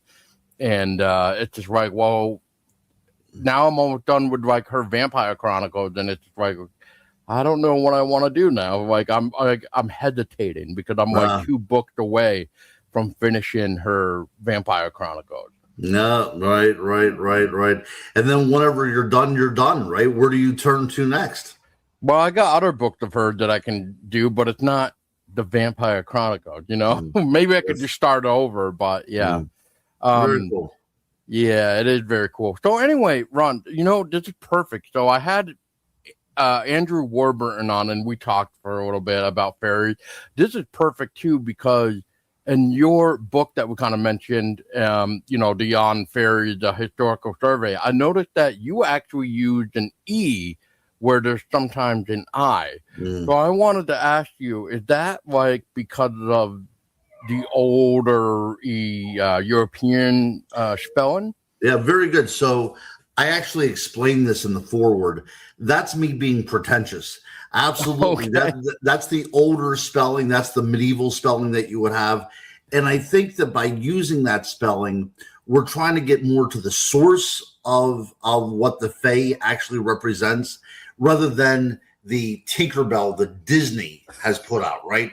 We are really trying to get to the source because I look at myself as a paranormal archaeologist, that you have to dig through a lot of layers in the past to really get to the source of that thing that you're looking for.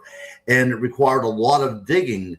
And unlike other things, such as the wild man or vampires or werewolves, fairies go even beyond the lowest level in humanity. I mean, they've been there forever, and so even before we were human beings, I suggest that we still believed in a world that was inhabited by intelligence. And that's what brings us here to this day, right? We're talking about this idea. And what also happens in the Middle Ages and in the Renaissance is fairies are now becoming something that we can at least negotiate with, because now they are called elementals, right? They are part of the world itself. They not only represent the elements, but they are the actual active intelligences within the world itself. So we think of the air, we think of the water, the ether, fire, earth. We think of all those great classic pediments upon which we build our world around it. And each of those particular layers, each of those elements has a fairy attached to it. And I think that whenever we look at alchemy, especially, in order to, and alchemy, that sounds like something that is, antiquated, and for the most part it is. But alchemy was our first attempt at chemistry. It was our first attempt at physics. It was our first attempt at mathematically quantifying the world around us. And these great alchemists, in order to do that, like Paracelsus is one of the most famous of the alchemists.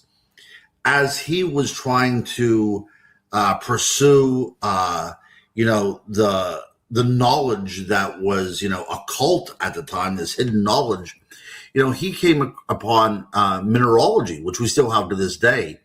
So if you ever take zinc or a zinc supplement, or if you look on your vitamins and you see zinc in there, Paracelsus named that particular mineral because he thought that the minerals, like the world around us, could and help us in many ways, cure a lot of diseases. So he was very much a forerunner.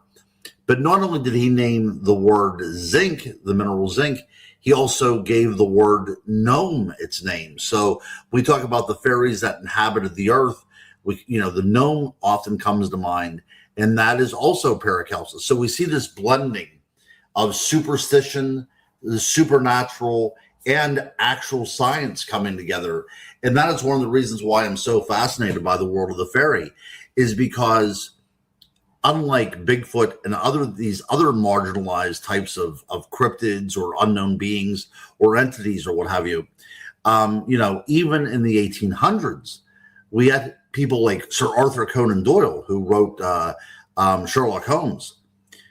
He was investigating the world of the Fae, and he believed that fairies existed. So did Harry Houdini. So these great thinkers, these great minds, believed that the world around them was inhabited by entities that exist in our reality, but they live right underneath our reality. So it's kind of like a commingling of different entities. And I think that when we look at the world that way, a lot of things make sense. Now, the person that wrote The Lion, the Witch, and the Wardrobe, the Chronicles of Narnia, C.S. Lewis, he maintains that whenever he was younger, he stayed at a house that was haunted by ghosts, and it was infested by fairies as well, too. And he maintains that fairies were far worse than the ghosts. So we have these people that influence us even to this day in what we read and literature and everything else, who believed in fairies. This was just something that happened out there. And, before we came on the show, we talked a little bit about vampires. And Bram Stoker, who was from Ireland, whenever we think of Dracula, we often think of this Eastern European count, and rightfully so, because he did draw upon Vlad the Impaler for his subject matter in his phenomenal work of Dracula. But yeah, the original Dracula. Yep, exactly. But we are missing out on a couple things. And one of the things is that he was obsessed with Irish folklore and Irish mythology. And in Irish folklore and Irish mythology, you have a fairy creature out there, which is called the Dracula, which is insane if you think about this. And these are fairies that had a castle in the middle of the moorlands, right out in the middle of nowhere. And it was kind of like a warning for travelers to beware. You don't want to be caught out on the road at night. You want to be someplace safe, because these creatures were out there. And if they fell upon you, if they discovered you out there, they would attack you and they would drain your blood, because they feasted upon blood.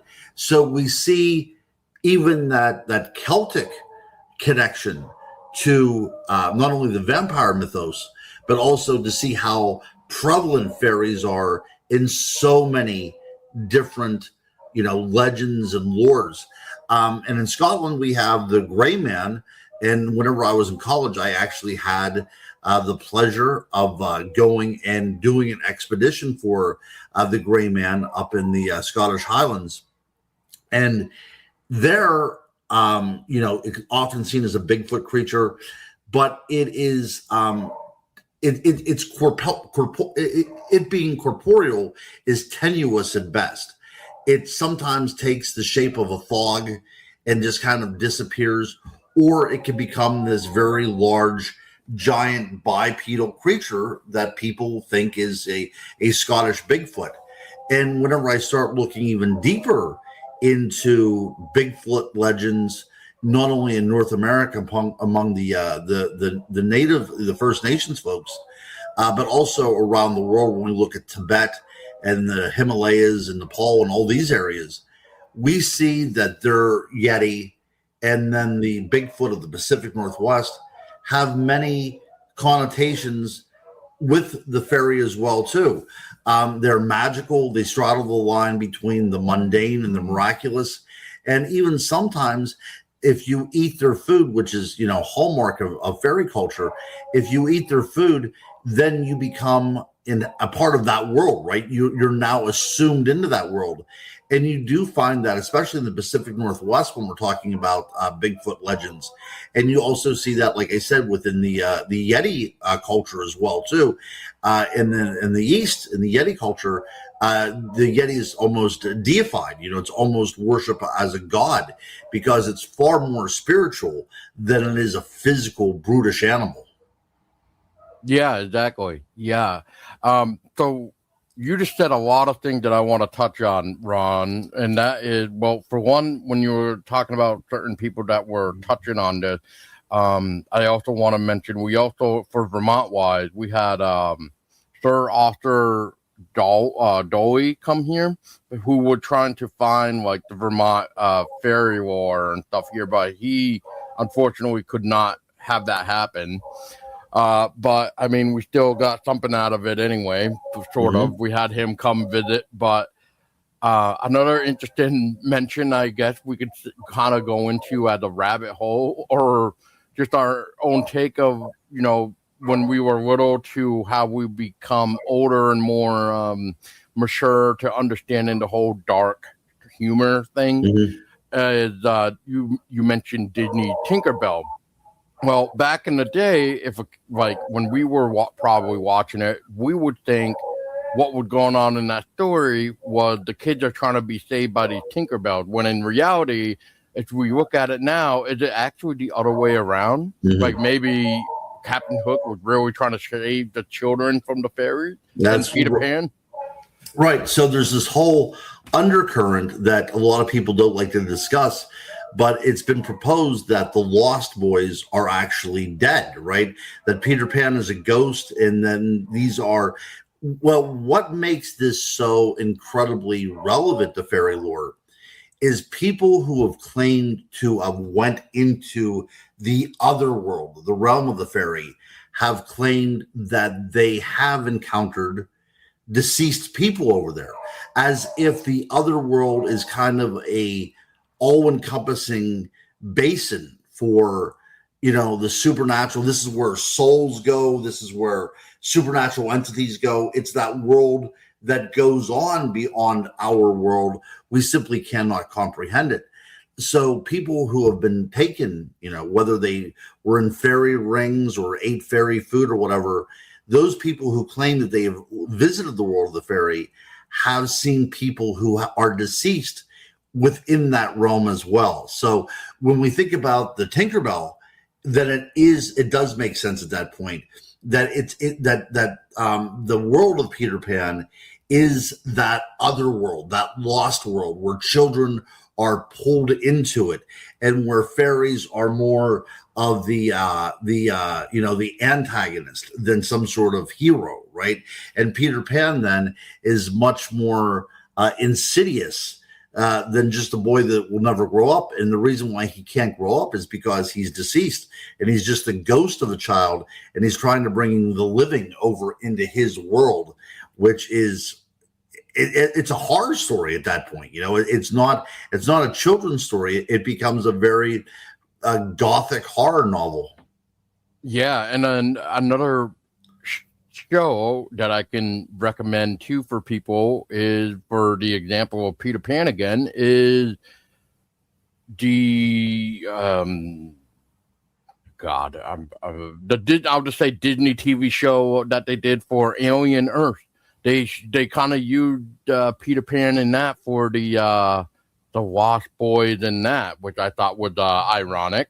Yes, to be called them, but they showed them Peter Pan while they were trying to start a whole new life per se.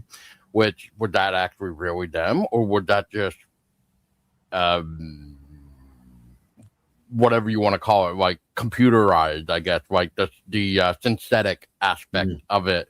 The programmed of the memory, basically. And we can also look at, so was that foreshadowing what we just talked about? That's right. Yeah, because that is what it's all about, isn't it? So we as human beings, we like to make sense of things. Even if we can't understand it, we still like to compartmentalize it and make sense of things. So even if we don't get it completely right, it's still easier to confront our fears and our desires if we personify them in some way, if we can somehow make them as human as possible. And that's what we do. We make that stuff, which is very frightening to us, into people. We put the mask of the vampire on a person, or the mask of a werewolf on a person, because then we can sometimes deal with it. Because thinking that human beings are monstrous is a very difficult pill to swallow. I don't want to think that at any moment my neighbor can snap and come on over here and kill me, right? And you have people out there that will cannibalize people. Like, we don't want to think that happens. So we then make the people that are doing these things monsters. And in so doing, we create a world that is a little bit more livable. To think that, people can't do such thing. There has to be something monstrous. But if you look at things like World War I or World War II, or anytime people come together in some sort of hateful skirmish, we can see the evil that people are capable of doing. And like I said, we don't want to admit that. So we see them as monsters. We see them as the other. But it's that world of the fairy, that kind of ambiguous world that we really cannot tell what's going on. And even in the Middle Ages, people realize this as well, too. So they try to make some sort of sense of it, because fairies were of a nature that you really could not figure out. Sometimes, well, okay, let's look at it this way. If fairies, for the most part, are, whether they are existing entities or not, they are a personification of the natural world. Even the alchemists did that, right? So you have a mermaid that represents the waters. You have the sylph that represents the air. The gnome represents the earth. The salamander represents fire. And I'm sure I'm missing something else someplace there. But the dragon, maybe, right? Well, sure, you have dragons, and that would go over into Oriental mythologies and things like that. But you have all these kind of things because it's easier to deal with. You can personify them, and then you can deal with them. But at the end of the day, these are all elements of the natural world that is personified. And if you look at nature can give, in bounties. You plant a garden, farmers know this kind of stuff. And then nature can also just as quickly take away.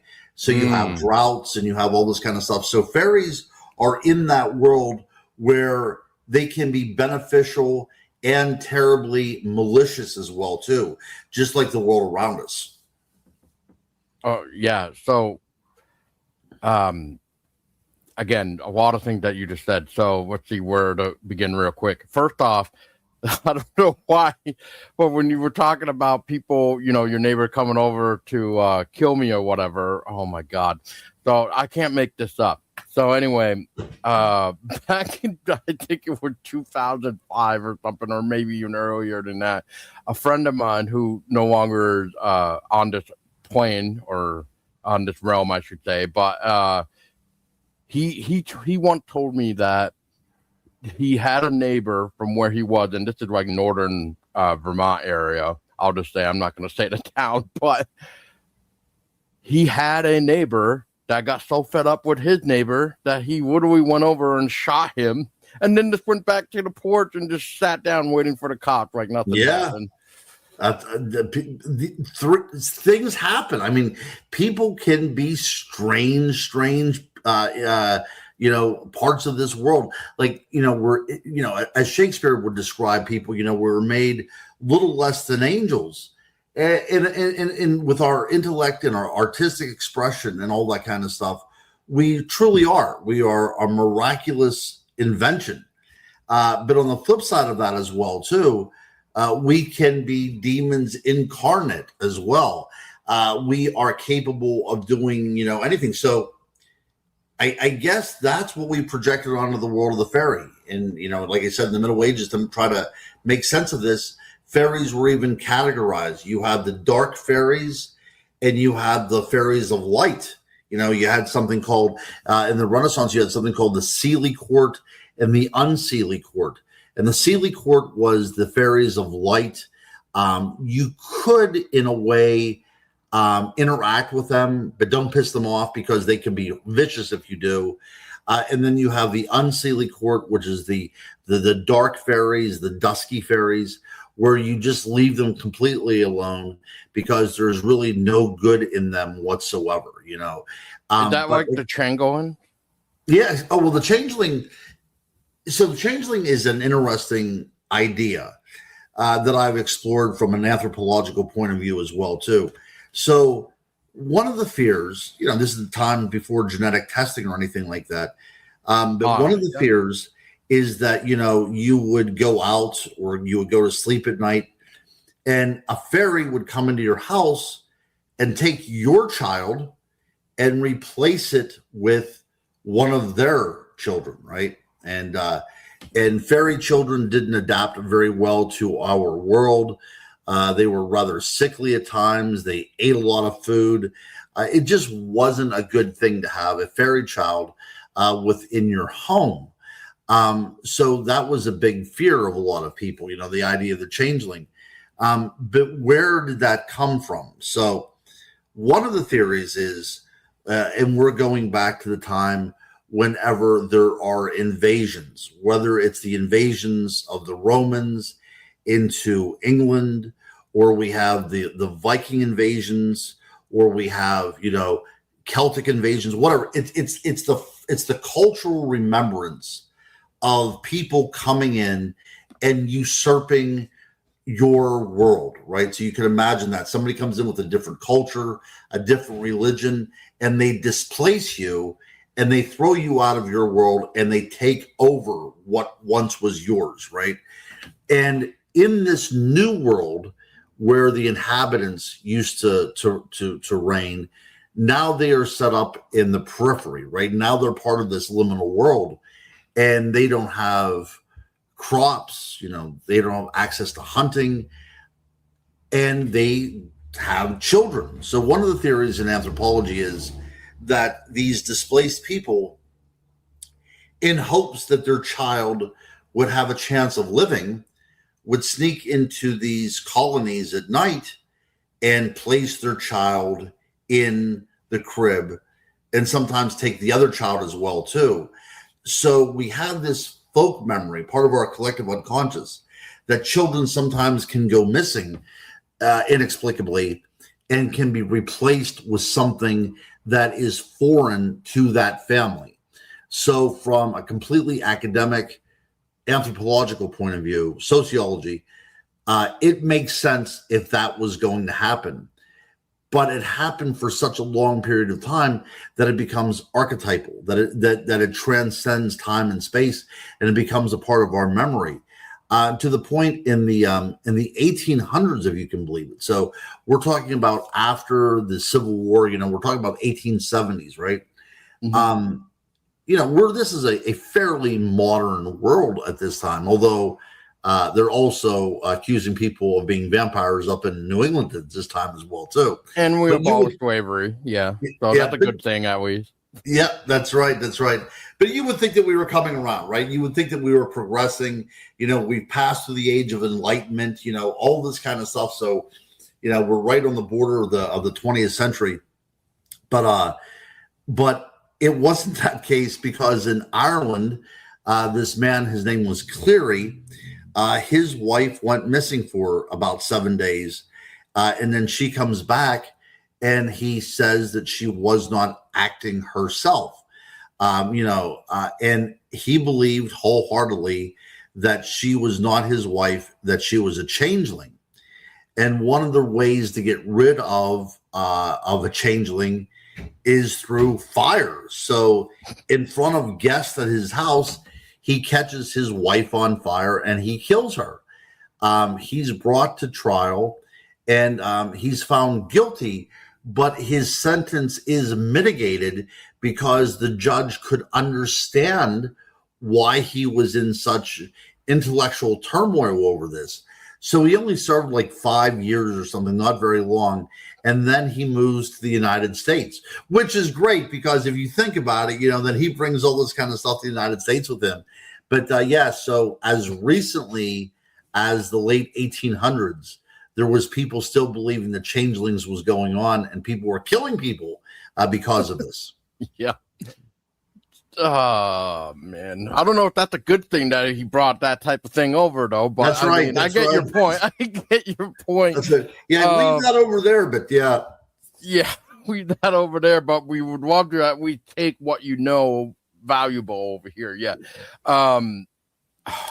So there's a lot of things that you just said, Ron. So let's see here. Where do I want to go in first and not hopefully confuse the viewer or the listener at this point? First off, again, with the pangolin thing, reminds me of a story Andrew brought up from his book that I don't have. So the one that I got from, what was it, Sir Arthur Dowell, again, for people, it's his New England Faeries. Anyway, he had the story from New York Faeries, as I remember the conversation. It's been a couple of weeks now, so bear with me. Anyway, he was talking about how somewhere in northern New York, there was a story about a pangolin where this time it involved a mother and a baby. But so the mother killed the baby. So, yeah, same thing, though. That's not my baby. That's a fairy. Right. So, it's interesting what we would do. The other thing I want to say real quick, because you brought it up again, is, and I should maybe delve into it a little bit more with you, is you brought up food again. Mm-hmm. So, like we were saying, what to say 10 minutes ago about, they're trying to get us to eat their food, therefore we become one. Mm. So in a way, that's like a trickery thing, we could say. Trickster, maybe, for lack of word in here. But, I mean, what is their purpose then? Just to make us become one, or basically to get us to swap them because they want to be here, kind of thing? I think that's a great question, because they can be here if they want to be, right? But what is the reason why? So I think it's a bit of a warning thing. I think what's going on is that if you are not prepared whenever you go out into the world, because, we were basically wild animals for, 300,000 years before we decided that we were going to build walls and, live in houses. And now we have electricity and we've separated ourselves from the world. So, and this was understood, even 2,000 years ago, that the world outside of our town, our village, is foreign to us because, you know, we're not hunter gatherers anymore. We can farm, we can live sedentary lifestyles. We don't have to go out into the woods. So a place that was once familiar to us now becomes frightful, and it's filled of lions and tigers and bears, right? It's a world that we no longer can control. So we leave it behind, right? We forget about it, but it still haunts us in a way. So, you know, we look at like the Epic of Gilgamesh, which was, you know, it's about a 5,000-year-old piece of literature. Whenever Gilgamesh leaves his world behind and enters into the wild world, he encounters all kinds of strange creatures because that's where they live. And they don't really intrude on our world unless you go looking for them. And then once you go looking for them, that's where the conflict takes place, right? And, you know, by the late 1500s, we have Shakespeare's A Midsummer Night's Dream, and it takes place in Athens, Greece. And we have these lovers who are perfectly fine where they're at. And then they go out into the wilderness, and now they are in the world of the fairy, where all kind of bad things happen. And that's kind of like our warning sign that we have to be careful, because when we leave our world behind and enter the other world, the world of where things live that we don't understand, that is the point when we can lose ourselves, right? Because, you know, we are returning to that from which we came. You know, we've evolved out of that. And there's a reminder there that when we're out in the woods of our bestial nature, right? We don't want to return to that. We are people of reason. You know, we're people of sanity, you know, but something about that wild world and becoming feral is something that terrifies us. So I think what happens is when we voluntarily eat or partake of food from the fairy realm, we are deliberately giving ourselves over to the chaos of nature. And in that chaos of nature, we now lose our humanity.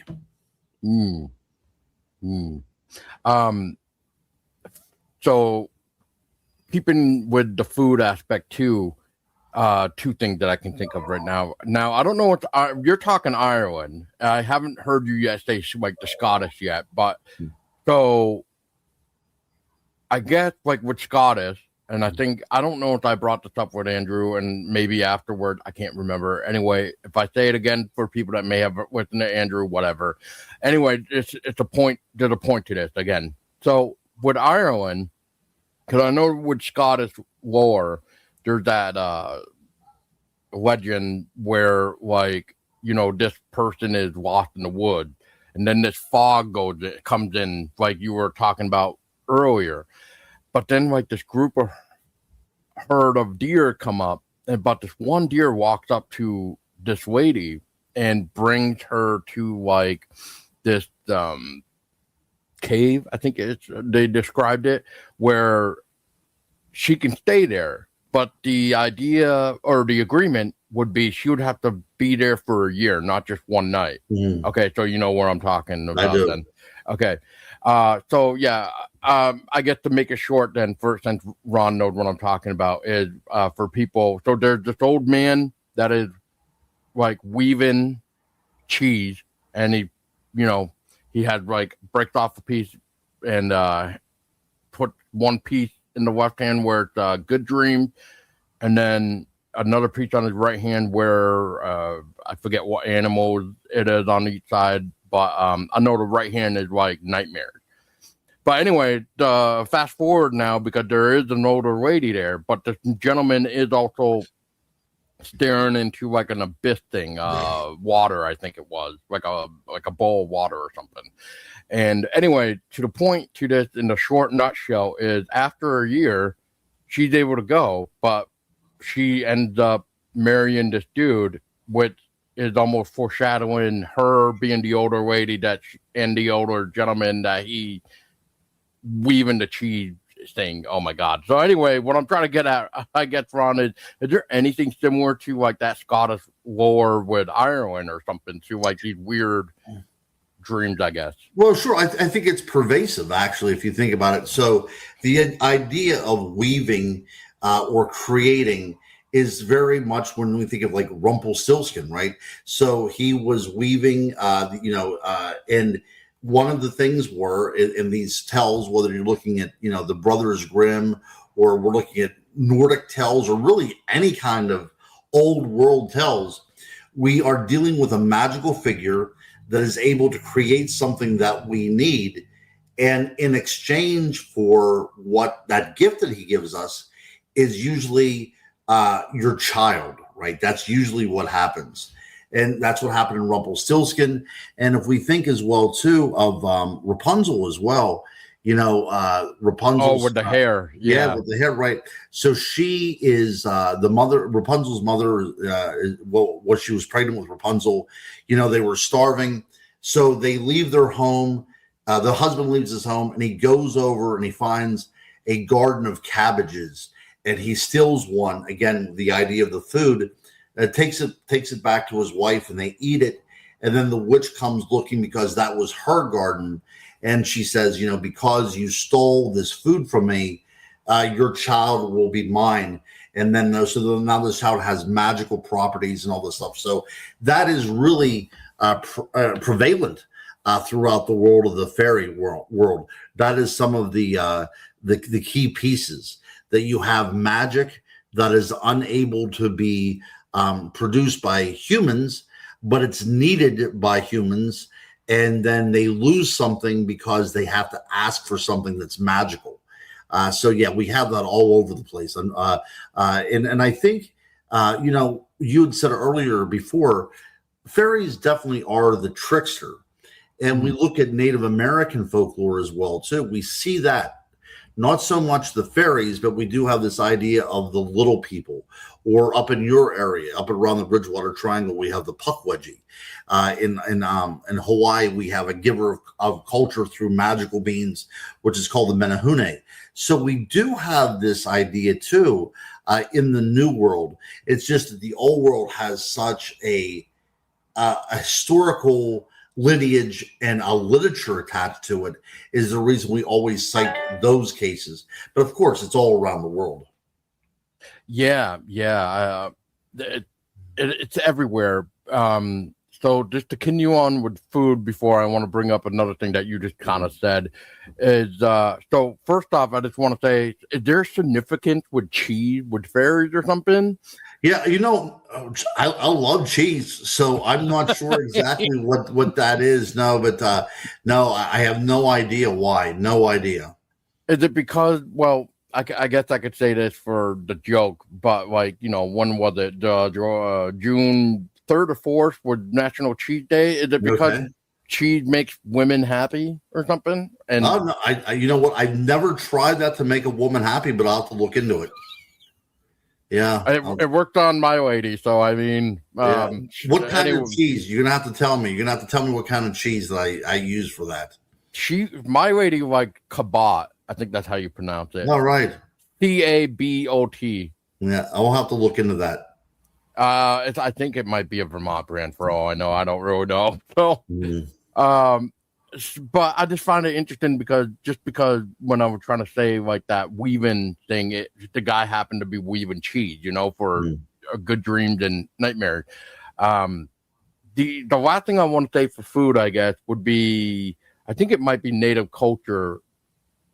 And I'm trying to remember because I just listened to another thing that brought it up again, but theirs was interesting with the story that they read.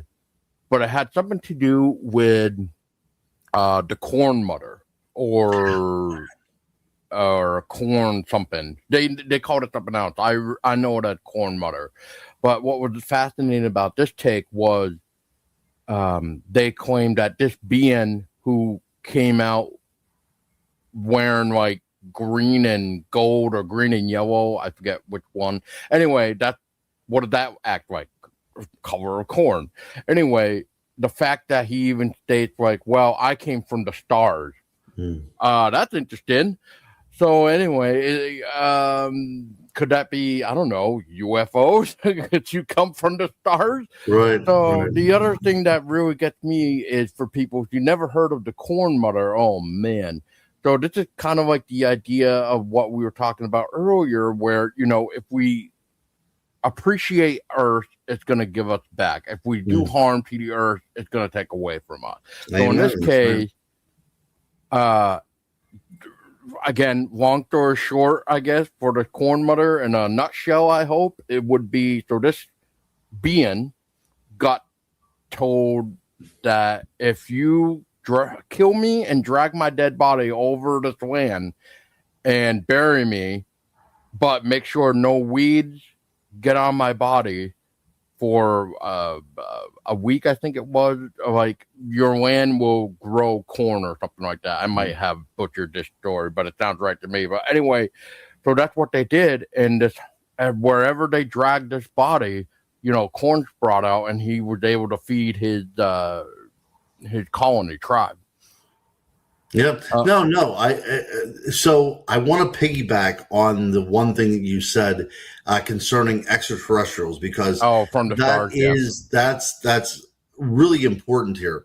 So before we were a technological society, and before we had computers, and before we were launching satellites and all this other kind of stuff, if you were walking through the woods and you saw a strange light, or you encountered a strange being, what would you think that it was? Because you did not have a part of your vocabulary to talk about extraterrestrials or anything. So the only thing that you could say is you encountered fairies, and that's what happened. Absolutely, you can look at a lot of different writings. Robert Kirk, who was a minister up in Stirlingshire, and I'm trying to think of the town in which he lived in. It's not popping into my mind right now, but he wrote a tremendous book, The Commonwealth of the Faeries. And he was a man of God. He was a reverend, and he believed that fairies were just part of God's creation, right? And he also said the only people that cannot see fairies are atheists. So you have to believe in order to see them. But he encountered his first fairy encounter was walking through the woods, and he sees this mound in the woods, and a door opens up in it, and this light comes out, and he kind of gets up enough bravery, and he looks in, and he sees these kind of Nordic figures that you would talk about in UFO phenomenon.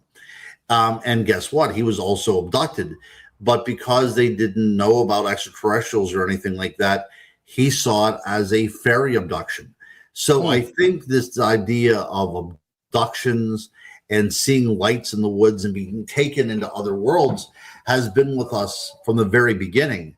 But each culture interprets to their own good, right? In whichever particular thing is happening within that culture. So if it would happen now, of course, this is extraterrestrial, right? Because we want to explain away by science. But if we're in the Middle Ages or in the Renaissance, the only sense that we can make of it is it's from the other world. It's got to be something like fairies, and that's what happened. Yeah, another recommendation that I still need to get my hands on. Maybe after this, I'm just gonna buy my damn copy finally. But it's Jack Foley's Dimension. I keep getting to ask. I've read that damn book, and I'm like, it's on my wish list. I guess at this point I might as well just do it. So, yeah. But that guy's great stuff anyway, from what I hear. So I know of him because obviously he's been in Close Encounters of the Third Kind and etc. I mean, that guy's up there in age too, but I mean, that guy knows his stuff. So it's fascinating to think about this as well, because I mean, we could also go back to when you were talking about up in our area per se, like, we have the different, I don't even know what to even call them, different kinds, I guess, kind of like what we could say with Bigfoot, right? Like in the northern south, we could say this about Bigfoot, let's just say for the example, south of us, they seem to be more smaller in size. But as you grow up north, they become bigger, more, I guess you could say, more muscular, more thinner. Like in New Hampshire, we have what they call the wood devil. You know, they look like a Bigfoot, but they are skinnier, or wing. Yeah, I'll just say skinnier for the term that I'm now not getting in my head. But anyway, but they're hair, fur. I'll just stick it to hair because, you know, at this point, all I hear is, yeah, they got hair. But anyway, you know, it's more lengthier. So that's what sticks out of a wood devil a little bit more. But still, are they considered a Bigfoot, just a different kind? So I guess what I get at here, Ronald, is with fairies here, have you noticed, maybe even where you are in Pennsylvania, or maybe more, you know, western of us, is eastern area, like the northeast side of, you know, the kingdom here is more malevolent, where, you know, fairies are trying to lure us to their doom versus, like, I don't know, most other continents? Right. That's a great question. So we are in Appalachia here, right? This is where I live. So in Appalachia, everything is out there to kill you, right? You know, close your door. Don't look out your window at night. No whistling. If you hear your name called, no, you didn't. You know, all this kind of stuff. So everything around here is taken with a wary eye, right? We don't want to interact with anything out there. And the reason why that is because this area was founded by the Scots-Irish that brought all these beliefs over with them. So we tend not to see the things that go bump in the night as something that we want to interact with, right? So I think that the other areas where you look at, you know, whenever you go farther up to New England, well, even with the Pukwudgie, you know, they were the givers of culture, and they were actually friends with people. And then all of a sudden, there's this war between humans and the Pukwudgie, and now they're on separate kingdoms now, right? So this kind of stuff happens all over the place. But the idea that you brought up about geographical areas, absolutely, they are going to definitely inform the viewer and the witnesser, and even, you know, the experiencer, whatever the case may be. It's going to inform them on how they see the world around them. So definitely around here, things are going to be much more malevolent than other places, just because that's our worldview. Yeah, I mean, I'm in a place where sometimes, you know, we shoot first and ask questions later. Sure, so that's right. That's right. I mean, or sometimes shoot and ask no questions. Yeah. Why did you do that? I don't know. That's right. That's right. Because he needed a shooting. Man, that would be an interesting comment to that. You brought up something else real quick, and now I'm trying to remember all of it. I know there don't whistle at night. You don't throw anything at night because it might get thrown back or something. That's right. You don't follow your name, and I think there's like one more, but I can't even think right now. Yeah. There's a whole bunch.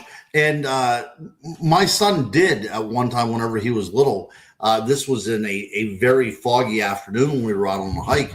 And there was something being thrown at him. And he picked it up and he threw it back into the woods, and it threw it back at him again. True story. So, oh, man.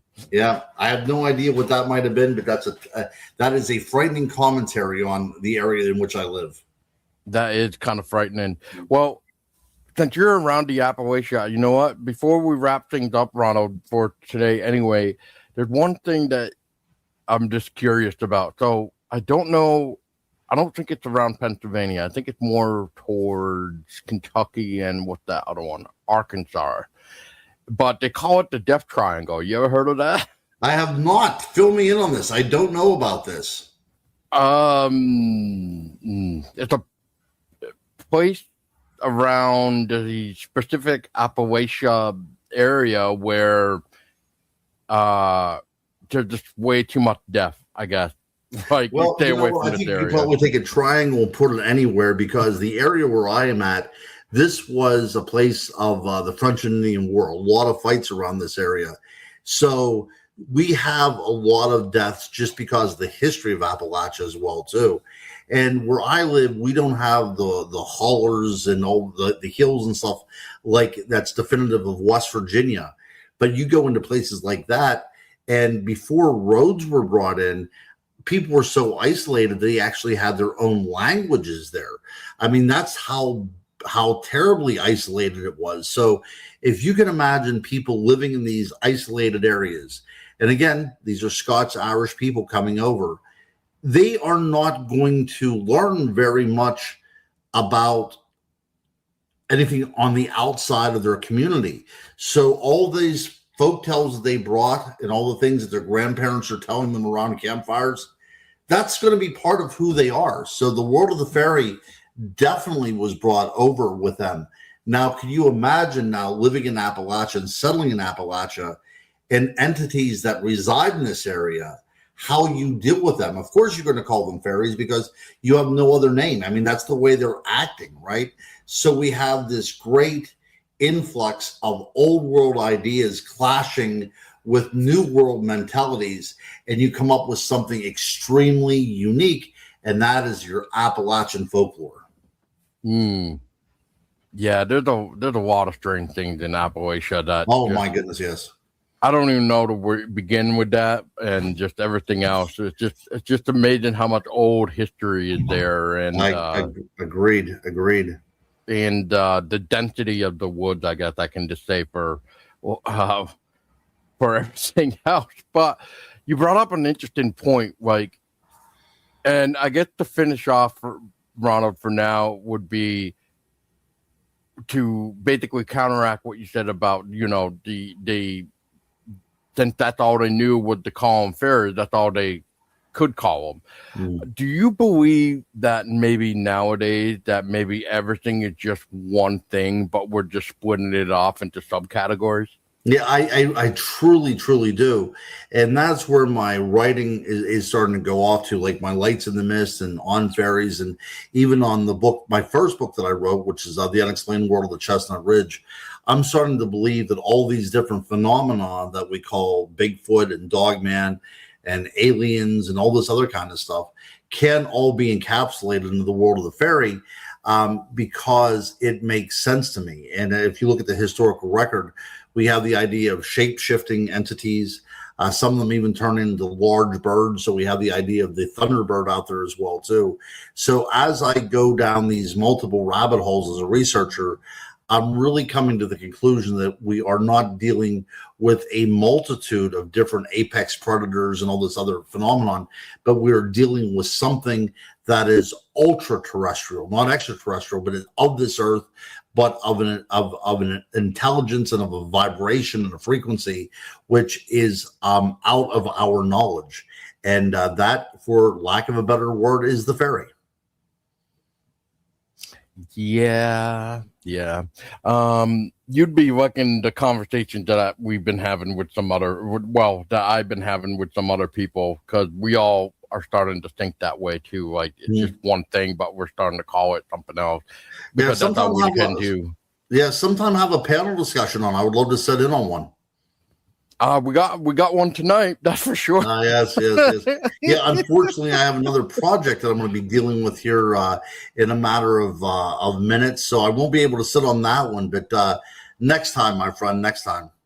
Yeah, this one's going to be like at 6 o'clock tonight anyway, but we're going to be talking about our Kenneth Arnold for his UFO incident that happened on June 24th, 1947, because it was actually a couple weeks before Roswell happened.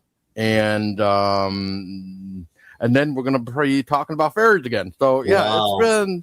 It's a shame that you probably won't make it for that one. But, yeah, it's going to be interesting. That's why I'm saying manifestation now, the air, Ronald. I'm telling you. Because apparently everybody was just like, oh, it's your turn. It's Paul's turn to decide what we're talking about. I'm like, well, okay, we got these 2 days coming up. We'll talk about that. So that's what we're going to do tonight. So. But, yeah, it's Ronald. like always, it's always a pleasure. I don't want to take any more of your time as always. But for people watching the video and listening, so once again, check out Ronald on Faeries and Historical Survey.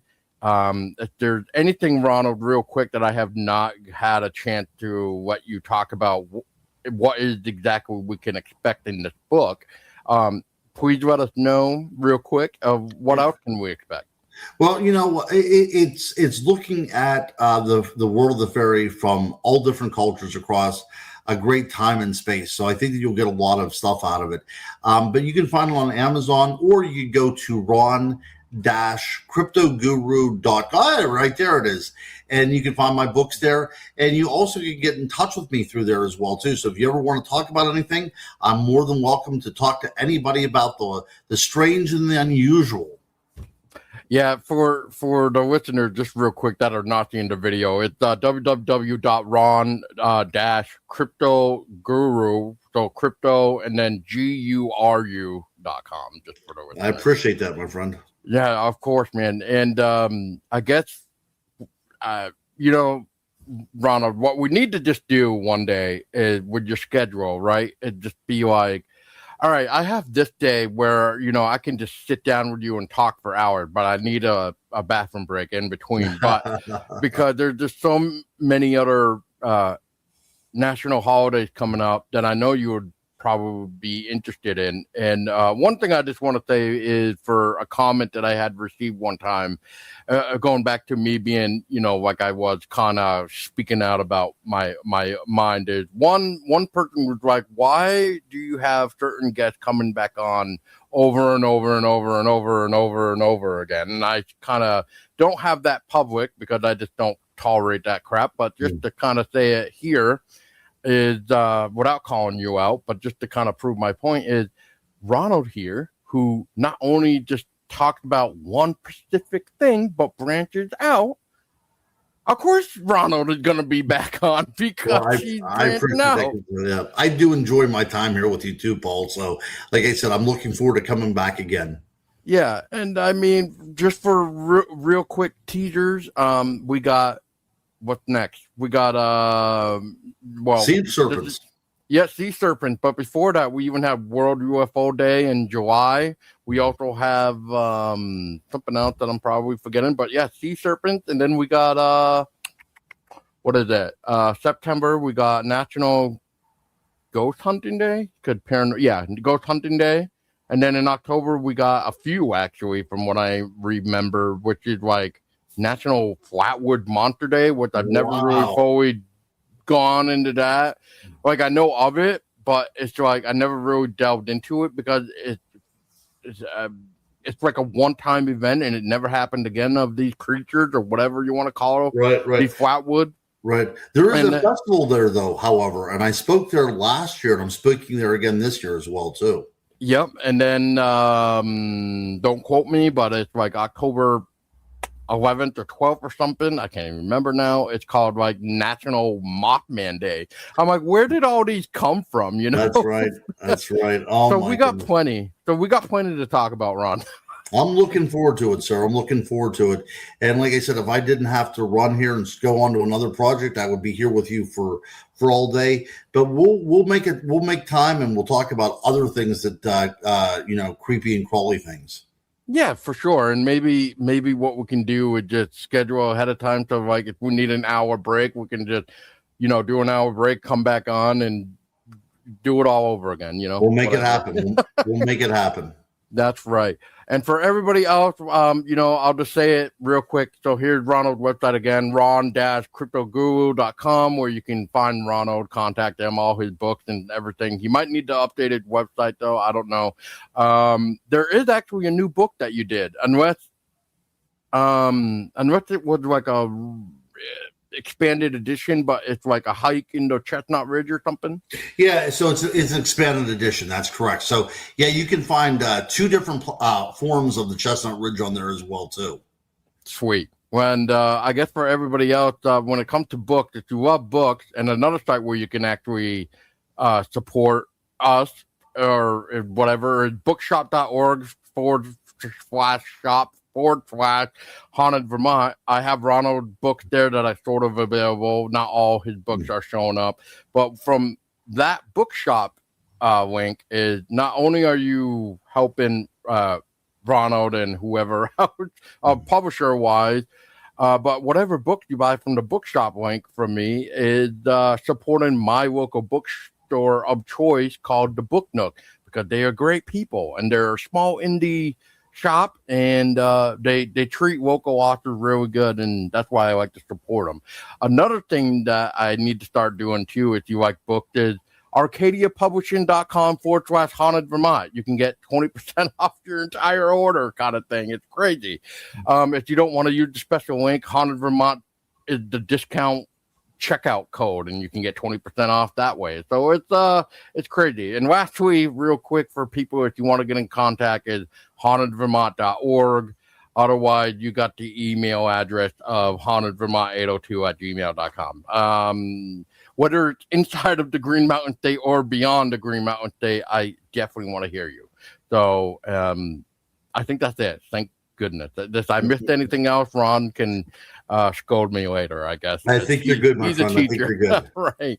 Well, for everybody else that you got it this far, I guess go have a cookie or something. But if you like donuts, I guess I'll just say, for the lack of word in here, go get yourself a donut. Until next time, folks, watch the sky, watch the ground, watch the water, which we didn't even get a chance to even talk about that. Maybe that's next time, Ronald. Maybe next year for Fairy Day or something. But, you just never know what may come out of the water, what experiences you may have, and whatever you do, if you hear your name, do not follow it, because you just might disappear forever.